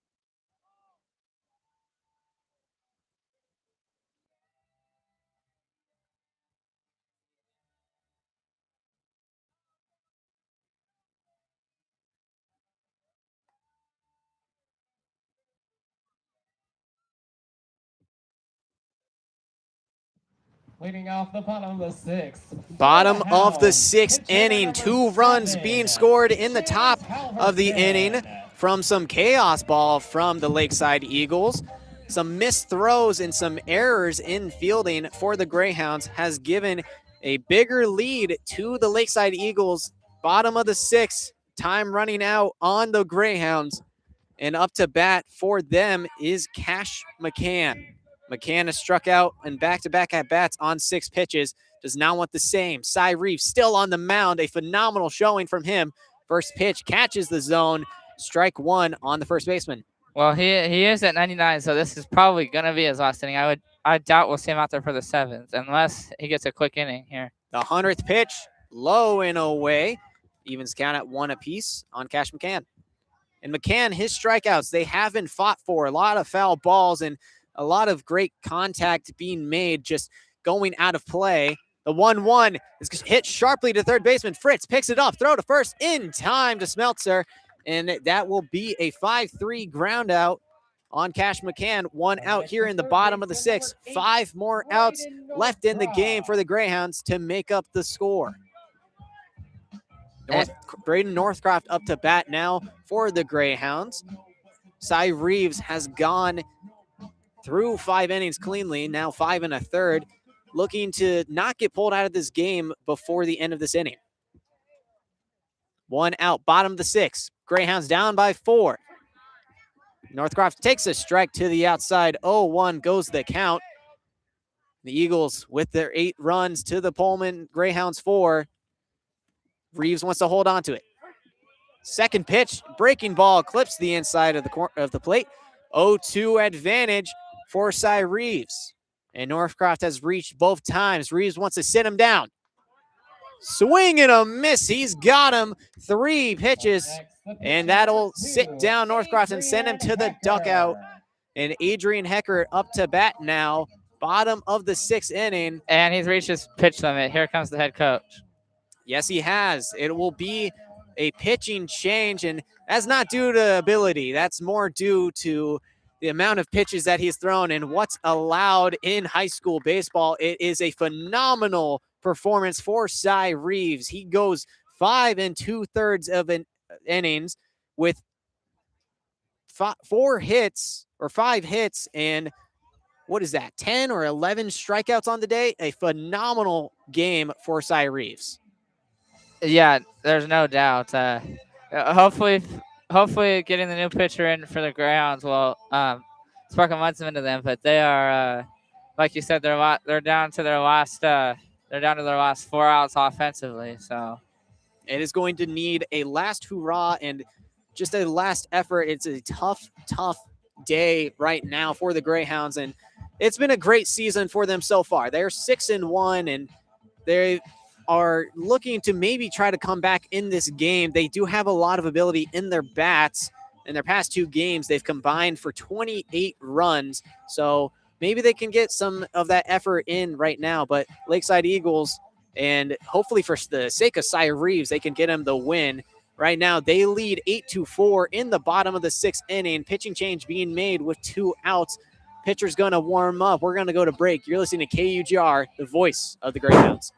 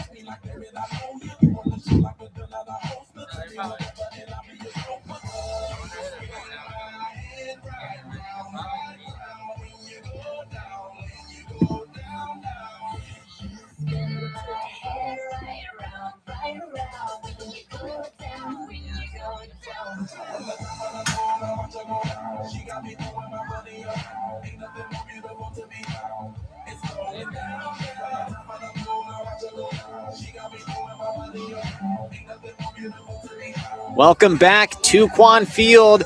Pullman Greyhounds are coming down to their final gasp. It is 2 outs in the bottom of the 6th inning. They're down by 4, and Cy Reeves has had a phenomenal showing, 11 strikeouts in 5 2/3 innings, and has given up 4 runs, 3 of them coming in the 2nd inning. It's been a great showing for the pitcher, but incoming from left field is Max Clancy, and Cy Reeves appears to have just headed to the dugout. Hard to tell who is in right field at the moment, but from what I'm seeing, it appears to be. It looks like it's Kyle Phillips, so it looks like we have a Cy Reeves is behind the plate now as the catcher. A very interesting switch, something you really only see in high school baseball, but now the pitch to Adrian Hecker goes outside, 1-0 goes the count to the center fielder. 2 outs here in the inning. Max Clancy wanting to finish the work that Reeves has done. Second pitch goes high, 2-0 advantage to Adrian Hecker. 8-4 is the score. Lakeside Eagles leading here. Looking at a little bit more going into the 7th. Third pitch goes high. Adrian Hecker with a quick 3-0 advantage. It's a left-handed pitcher against the left-handed batter, so it's going to be a tough contact play to be made for Adrian Hecker unless he sees it all the way. The 3-0 goes outside, and Adrian Hecker has himself a 4-pitch walk with 2 outs in the bottom of the 6th inning. Blake Dobbins up to bat now. He reached on a single in the first, a walk in the first, a single in the second, and then in the 4th inning, when they were looking to do a little bit more damage to the runner on second base, he struck out swinging. So here in the bottom of the 6th, he wants to get some momentum going for the Greyhounds when they need it the most. 2 outs. Runner on first. First pitch to Dobbins catches the zone. 0-1 goes the count on the second baseman. The right-handed batter, and a lot of right-handed batters for the Greyhounds working against the left-hander in Max Clancy could do them some good. Clancy's 0-1. Goes inside. Evens count at 1 apiece. And that strike was the first one of the ball game for Max Clancy. He had a 4-pitch walk to Adrian Hecker, and Hecker's on first base, has some speed, could be looking to steal, but against the left-handed batter, a pickoff attempt could also cut him down. The 1-1 with 2 outs. Goes outside, just misses the plate. 2-1, now the count to Blake Dobbins. Yeah, hopefully that walk there to Hecker gets something started for the Greyhounds with 2 outs. I mean, when they had that big inning in the 2nd, they did all their damage with 2 outs. The 2-1. Misses again. 3-1 advantage to Dobbins. Hecker witnessing each at-bat, not being too aggressive now with the advantage in the count for Blake Dobbins. Walk would advance him into scoring position. The 3-1 goes high, and it's back-to-back uncompetitive walks from Max Clancy. And up to bat now is the shortstop, Will Denny, who could drive in a run from second base in Adrian Hecker. Will Denny struck out his first at-bat, but does have a walk in the game in the 2nd inning. Hopefully he is looking to do some damage, but before Max Clancy can pitch to him, he's going to get talked to from the catcher inside Reeves, and hopefully some votes of confidence. If that is Cy Reeves behind the mound, that could be the type of guy that you need to talk to in this instant. It sure does look like Cy Reeves based off the, and yeah, it is, because it's looks like it's 17, which is Cy Reeves behind the plate. Max Clancy, the left-hander, 2 outs in the inning. When he took over for Reeves, pitch to Will Denny, goes high, catches the zone though. 0-1 goes the count. 2 outs in the inning. Runner on second and first, both put on from walks from Clancy. The 0-1 goes high and outside, evens the count at 1 apiece. Greyhounds are down by 4, but with a runner on second and first, if they were to score, it would bring it within 2. Will Denny, a left-hander, working against the left-hander in Max Clancy. The 1-1 goes outside. 2-1 now the count. Max Clancy struggling to find the zone. Everything has been going a little bit outside of wherever the hitter is. 2-1. It's ripped to the shortstop and caught. It is going to be a line out to the shortstop in Almond. A great catch being made and no damage being done. Max Clancy with the 2 walks does not end up getting hurt. It is still 8-4. 1 inning left to go for the Pullman Greyhounds to make a comeback. It is 8-4. You're listening to KUGR, the voice of the Greyhounds.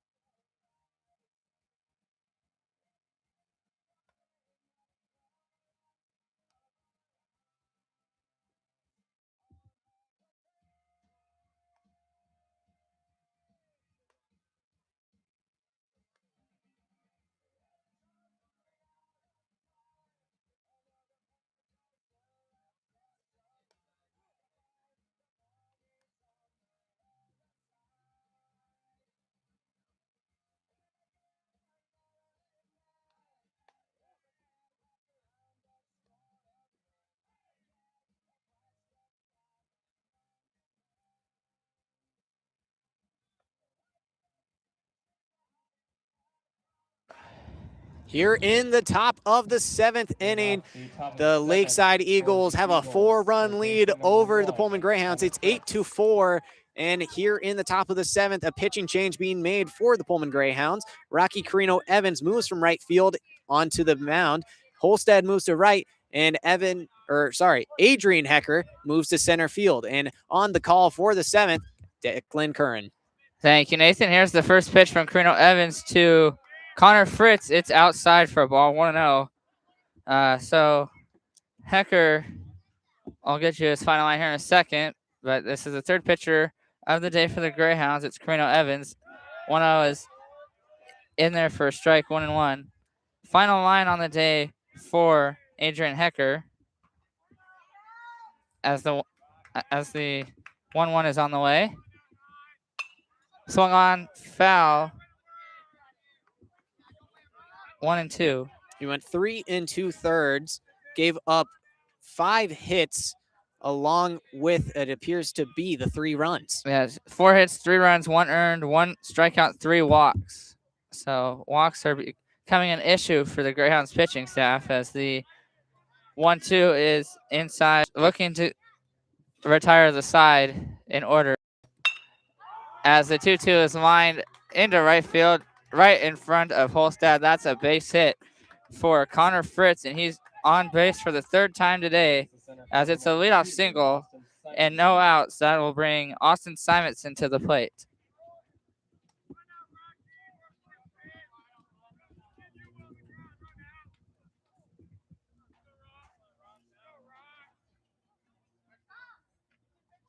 Simonson, the right-handed hitter, hitting on the right side against the right-hander Carino Evans. Simonson shows bunt, gets it down. It's fair.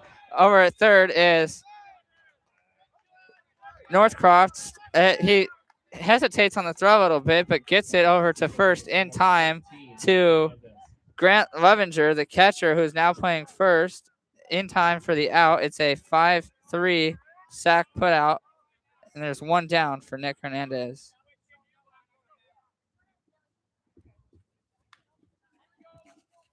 And it looks like that might be James Halverson behind the plate for the Greyhounds. And it is. James Halverson takes over in Cash McCann's spot, batting 8th. As Hernandez is up at the plate now, and he takes the first pitch up high for a ball, 1-0.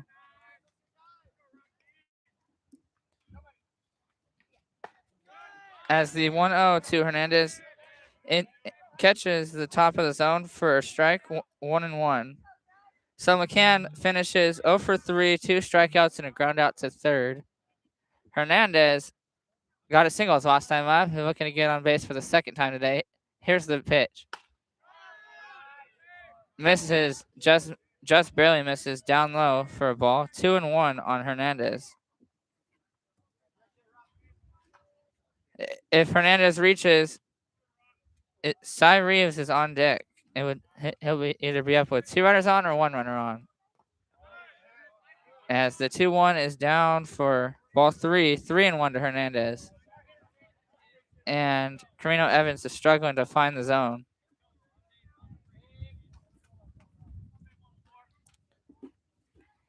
Here's the 3-1. Up high for ball 4. So Hernandez reaches, and Fritz is at second after the sack bunt. And it's first and second, 1 outs for Cy Reeves. And now the player of the day, Cy Reeves, up to bat, ready to do some more damage. And he was doing really good to start the game from behind the dish, and going up against Adrian Hecker, unable to get on base. But now working against Rocky Carino Evans, hopefully he can drive in another run. As the first pitch upstairs almost hits Reeves. Reeves has to bend back on that one. It's 1-0.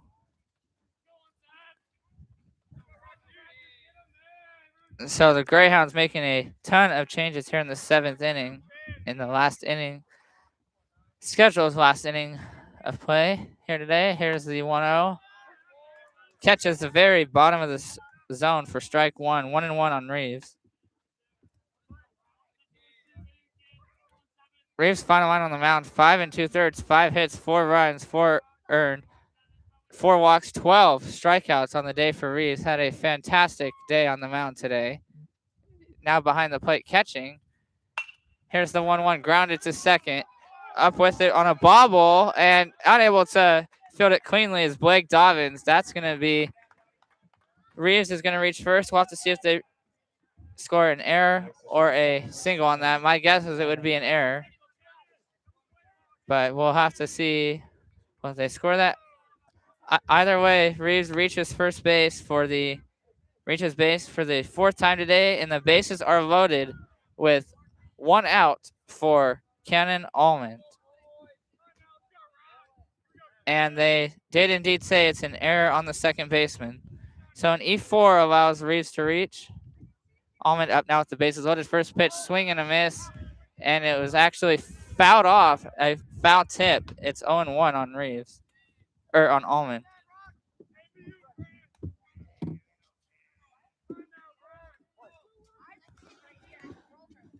Nowhere to put Almond. Greyhounds could use a double play to get out of this inning with no damage, as the 0-1 is upstairs for a ball, 1-1. Almond today has reached base only 1 time, walked back in the 4th inning. Looking to do some major damage for the Eagles here. Got a 1-1 count. Carino Evans looks at second, the pitch, and they're going to say that it looks like that's inside and it hit him. So with the bases loaded, Almond gets hit by a pitch. That forces in a run. Coming down the line from third is going to be Fritz. And that's going to get another run on the board for the Eagles. It's now 9-4 with still 1 out, and it's Kyle Phillips up at the plate. It's going to be very hard for the Greyhounds to come back in the bottom of this inning, especially if more runs can be brought in right here with Kyle Phillips. First pitch on the way to Phillips. Catches the bottom of the zone for a strike. 0-1. Greyhounds now down by 5. They're going to need a miracle to win this game. Here's the 0-1. Outside in the dirt for ball 1. Good stop there by the new Greyhounds catcher, Halverson. As it's a 1-1 count, here's the pitch. Swing and a miss, strike 2, 1-2 on Phillips. Kainoa Evans looking for the strikeout on pitch number 20 for Carino Evans on that previous pitch. Here's pitch 21. Outside, 2-2. On deck is Caleb Smeltzer, who's reached base 3 times today. Phillips himself has reached base all 4 times he's been up. 2 walks, a double, and a single. Last thing Greyhounds want is for Phillips to get on base again. Here's the 2-2. Swung on, hit up the middle into center field. That's a base hit. Coming in to score, Hernandez. Getting the waiver on third is Reeves. Start of the plate is Cuff. It's a 2-run single for Kyle Phillips, his third hit of the day. And that blows this game wide open. It's now 11-4 Eagles.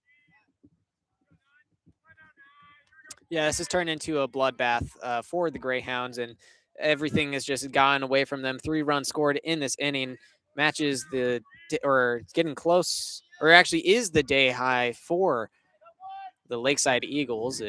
They've scored a couple innings with 2 runs, but now this inning has officially broken free with their 3, and 11-4. If you swap the sides and 4-11, you match my birthday coming up here in a couple days, but. Not a great day for baseball. Not a good score for a competitive baseball game. 7-run lead for the Lakeside Eagles, and it's been from some great patient at bats, and something that the Greyhounds really should be focusing on moving forward through this week if they don't find a way to pull this out. First pitch to Smeltzer misses for a ball. It's 1-0. Smeltzer has reached base 3 of his 4 plate appearances. A single, 2 hit by pitches, and a ground out to third so far. Moved to first. Back in just barely, though, is Kyle Phillips. Close play over there at first, but he's back in safely, and it's still 1-0 on Smeltzer. Comes the 1-0 on the way. The pitch. Catches the very bottom of the strike zone. Strike 1, 1-1 on Caleb Smeltzer. That was a generous call by Rob Eason behind the dish. Looked a bit outside, but gives the strike to Carino Evans. And it's a 1-1 count now on Smeltzer. Here's the pitch. Catches the bottom of the zone again for strike 2, 1-2 on Smeltzer. Greyhounds could use a strikeout here. Kainoa Evans currently at 25 pitches. As the 1-2 on the way. Down for ball 2, 2-2.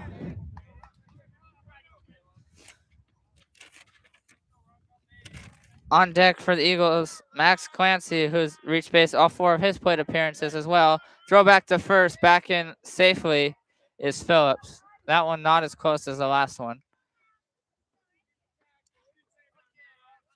Greyhounds is trying to basically probably just get over with this game, rebound going to next week.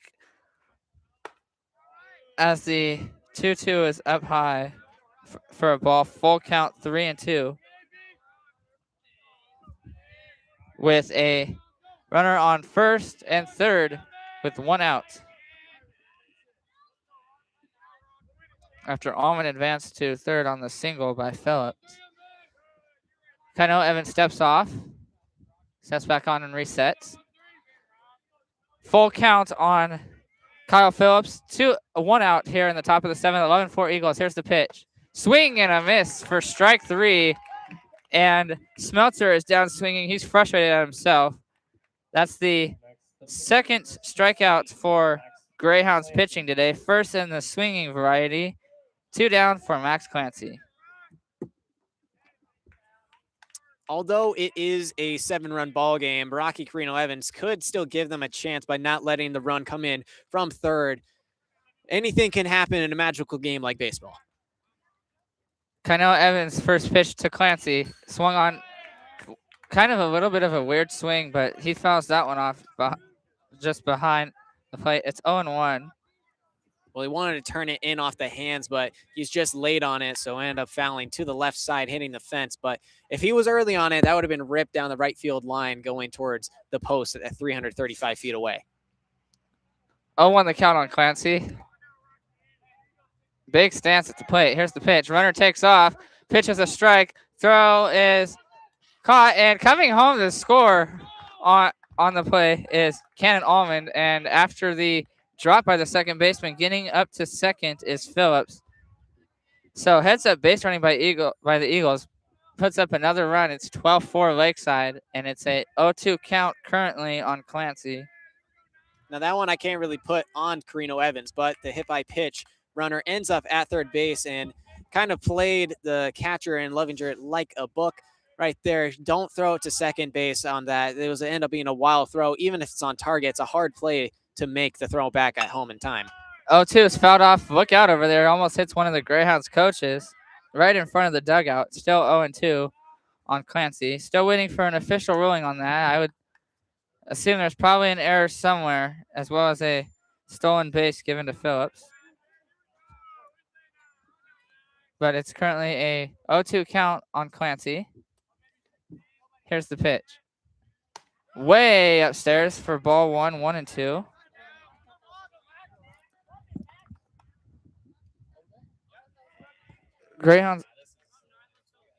Greyhounds looking to retire Clancy for the first time today. Here's the 1-2. Swung on, fouled off behind the plate again. Great battle going by Clancy. He stays alive.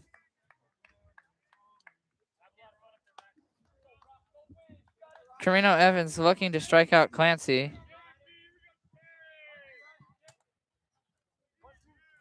It's currently ahead in the count, 1-2. With 2 outs here in the top of the 7th, Lakeside with a 12-4 lead. Whether or not they get 10 runs, this is the last inning. Here's the 1-2. Down in the jerk, gets away from the catcher, and that's going to allow Phillips to get to third on the wild pitch, and it's now a 2-2 count on Clancy. Everything that's got wrong for that could possibly go wrong for the Greyhounds today has for the most part. There's the 2-2. Check swing, and the umpire calls it himself for strike 3, and Clancy is fed up on that one. Man, he has had some bad luck with some of the calls umpires have made today. Slams down his helmet. That's going to do it for Lakeside in the 7th, but not before they put up 4 runs in the 7th. They do it on 2 hits, and what I believe is 2 hits, 1 error, and they leave a runner at third. So we go to the bottom of the 7th, last call for the Greyhounds. It's 12-4 Lakeside here on KUGR, the voice of the Greyhounds.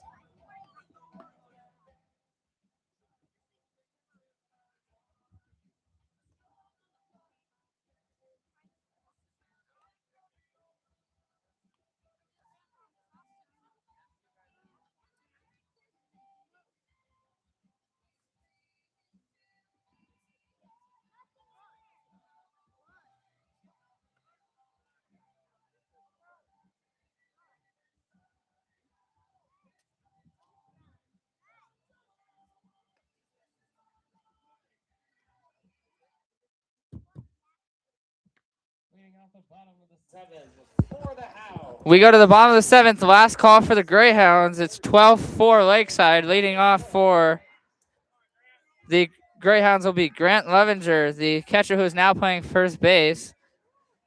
Max Clancy is still in there for his second inning of work, the lefty for the Eagles. Carino Evans goes an inning, 2 hits, 4 runs, 2 earned, 1 walk, 2 strikeouts, 35 pitches, 19 strikes for Carino Evans. First pitch from Clancy just misses to Lovinger for ball 1-1-0. Greyhounds are going to need 8 runs to tie, 9 runs to walk it off here in the 7th. It's not impossible, but it's not likely. As the 1-0 to Lovinger misses for a ball, 2-0. crazier things have happened in the past. Well, I will say that. That's why baseball is a crazy sport sometimes. It's 2-0, misses way outside. Levenger actually gets away from Reeves, the catcher, but no harm done because there's nobody on base. It's a 3-0 count now on Levenger. Levenger with the green light. Here's the 3-0. Inside, and it hits him right on the right shoulder. And Levenger aboard on 4 pitches. Gets hit by a pitch on a 3-0 count. Runner on first, no outs for Ty Rasmussen, his first plate appearance of the day. Actually, this will be his second plate appearance of the day. Came on in the 5th inning, grounded out to second base. It was a 3-pitch ground out. He was very aggressive in his approach. First pitch swung on, hit into center field. Back on it is the center fielder. That gets over his head. That's Simonson. Going into second is Rasmussen. He's in there standing up. Going into third standing up is Levenger. It's a double for Rasmussen, and all of a sudden the Greyhounds have something cooking here in the bottom of the 7th. Second and third, no outs for Rocky Carino Evans. And just like the aggressive approach he had in the 5th, that one, first pitch, smoke shot to center fielder, and Simonson probably had a beat on it, probably could have caught it, but you mentioned earlier, it is a day game. The sun is directly in the eye line of all of the outfielders, and even if you have some very expensive sunglasses on, that's not going to stop the beams from blinding you. First pitch to Carino Evans in there for a strike, 0-1.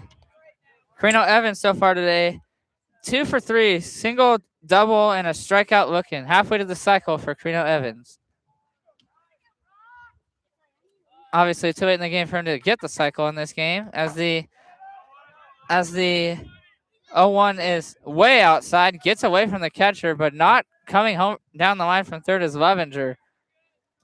Now, that one just seemed like it was a breaking ball that was lost. It got slipped out of the hand of the pitcher, and that was an interesting move not to send him home from third, but I see why. You got to play the long game. You're down by 8 runs. Don't want to risk any outs with 1.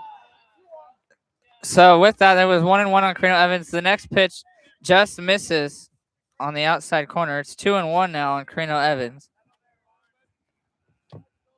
Carino Evans looking to drive home a run, maybe 2 for the Greyhounds. Here's a 2-1.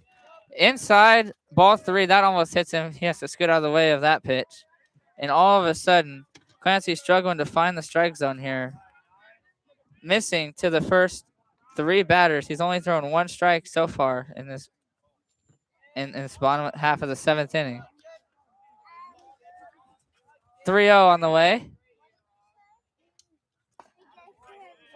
Inside corner, strike 2. Full count, 3-2. That one's called a strike. Looks to be just a little bit outside, but umpire called on the outside corner, so it's full. And here comes the payoff pitch.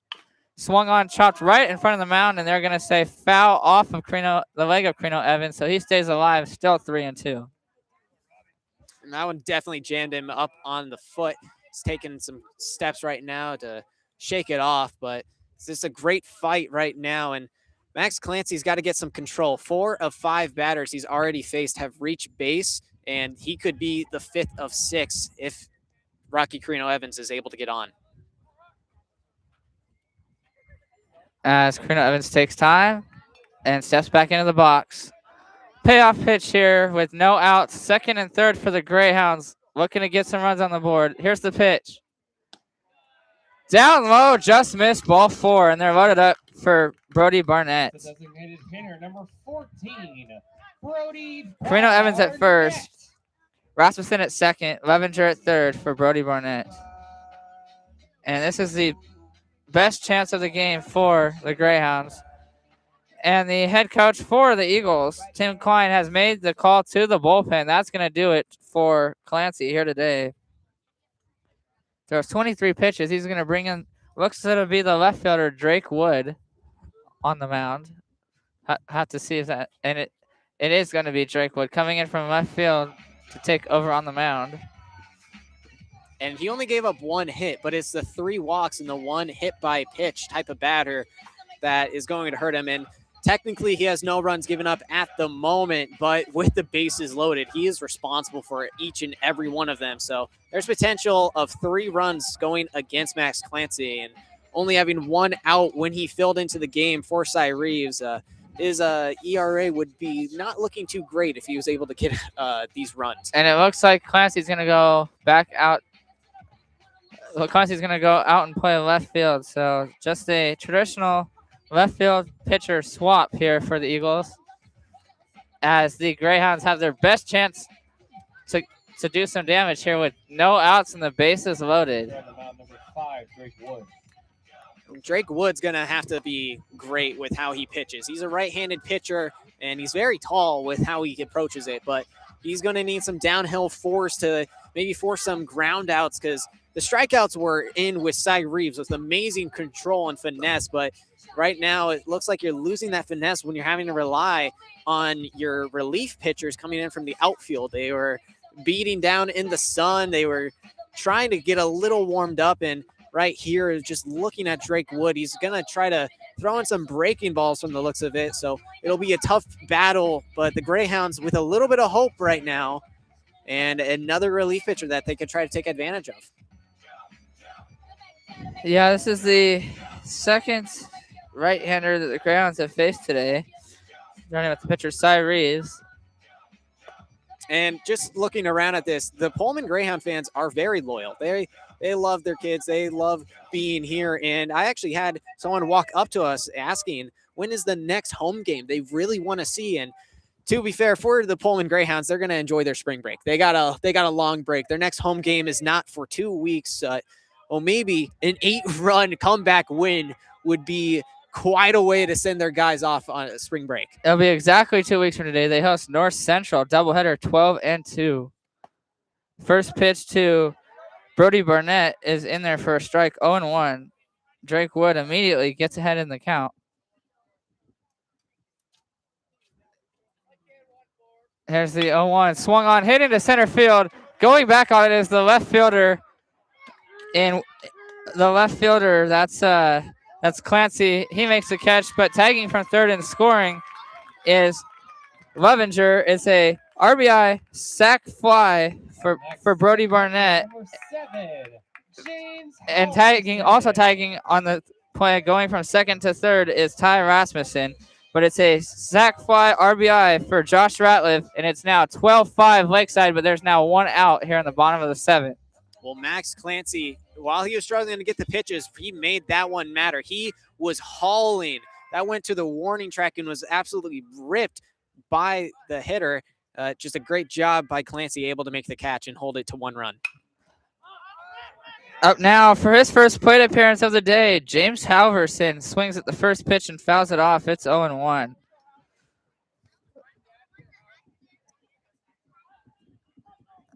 Halverson comes in for Cash McCann, who went 0 for 3 on the day. 2 strikeouts and a ground out.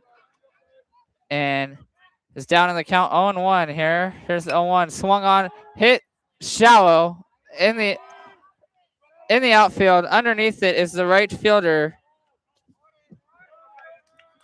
Up next, That is 8, Braden Northcroft. Kyle Phillips to make the catch for the second out, and the Greyhounds are down to their final out, and it's up to Braden Northcroft to keep this game going for the Greyhounds. Down to their last out, down to their last gas, but still some potential damage to be made. Drake Wood doing a good job forcing a deep fly out and a pop out, but they could still make some damage. Northcroft swings through the first pitch and misses. 0-1. Northcroft on the day. 1 for 2, singled in the second, walked in the fourth, struck out swinging in the sixth.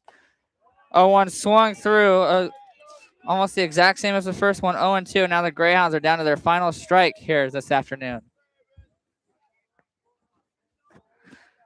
Drake Wood looking to end this game. 0-2, swung on, popped up. This is playable. On it and dropping in foul territory, just out of the reach of the first baseman Smeltzer. Count remains 0-2, and Northcroft luckily stays alive for the Greyhounds. Well, if that was a fair ball, that could have brought in some runs, and Smeltzer just had a tough play on it, losing it in the sunlight a very awkward shot, and it does end up drifting just outside of fair territory. So it's an 0-2 count on North Cross still. Here's the pitch.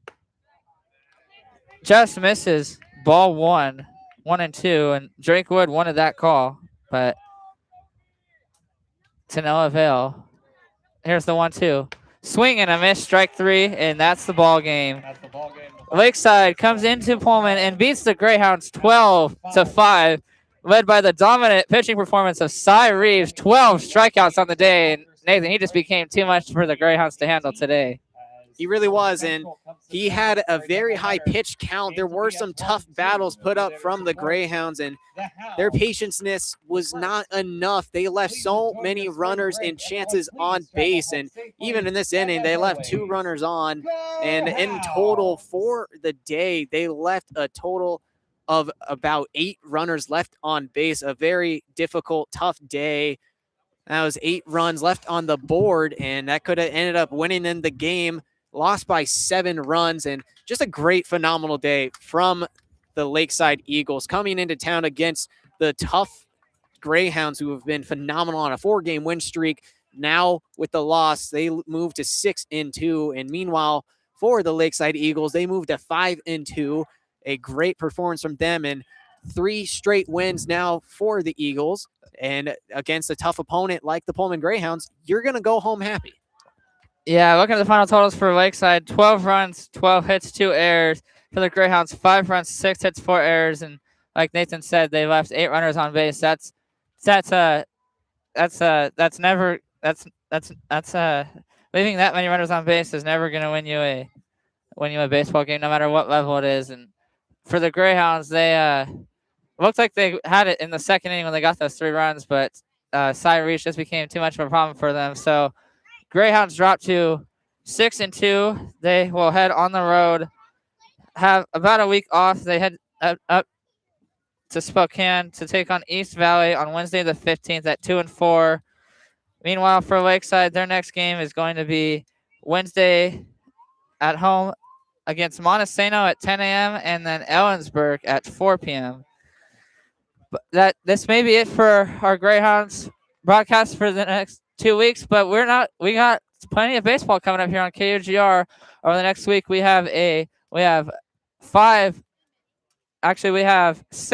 WSU games before we come back and do a Greyhounds game. We have the Cougs home on Monday and Tuesday taking on Oregon State. Nathan will be with Charlie on the call on Monday, and I'll be on the call on Tuesday. And then we also have Cougs taking on Gardner Webb Thursday, Friday, Saturday. I'll have the call for you on Thursday, as well as the Portland Pilots on Monday at 12:05, and I'll have the call for you on that one as well.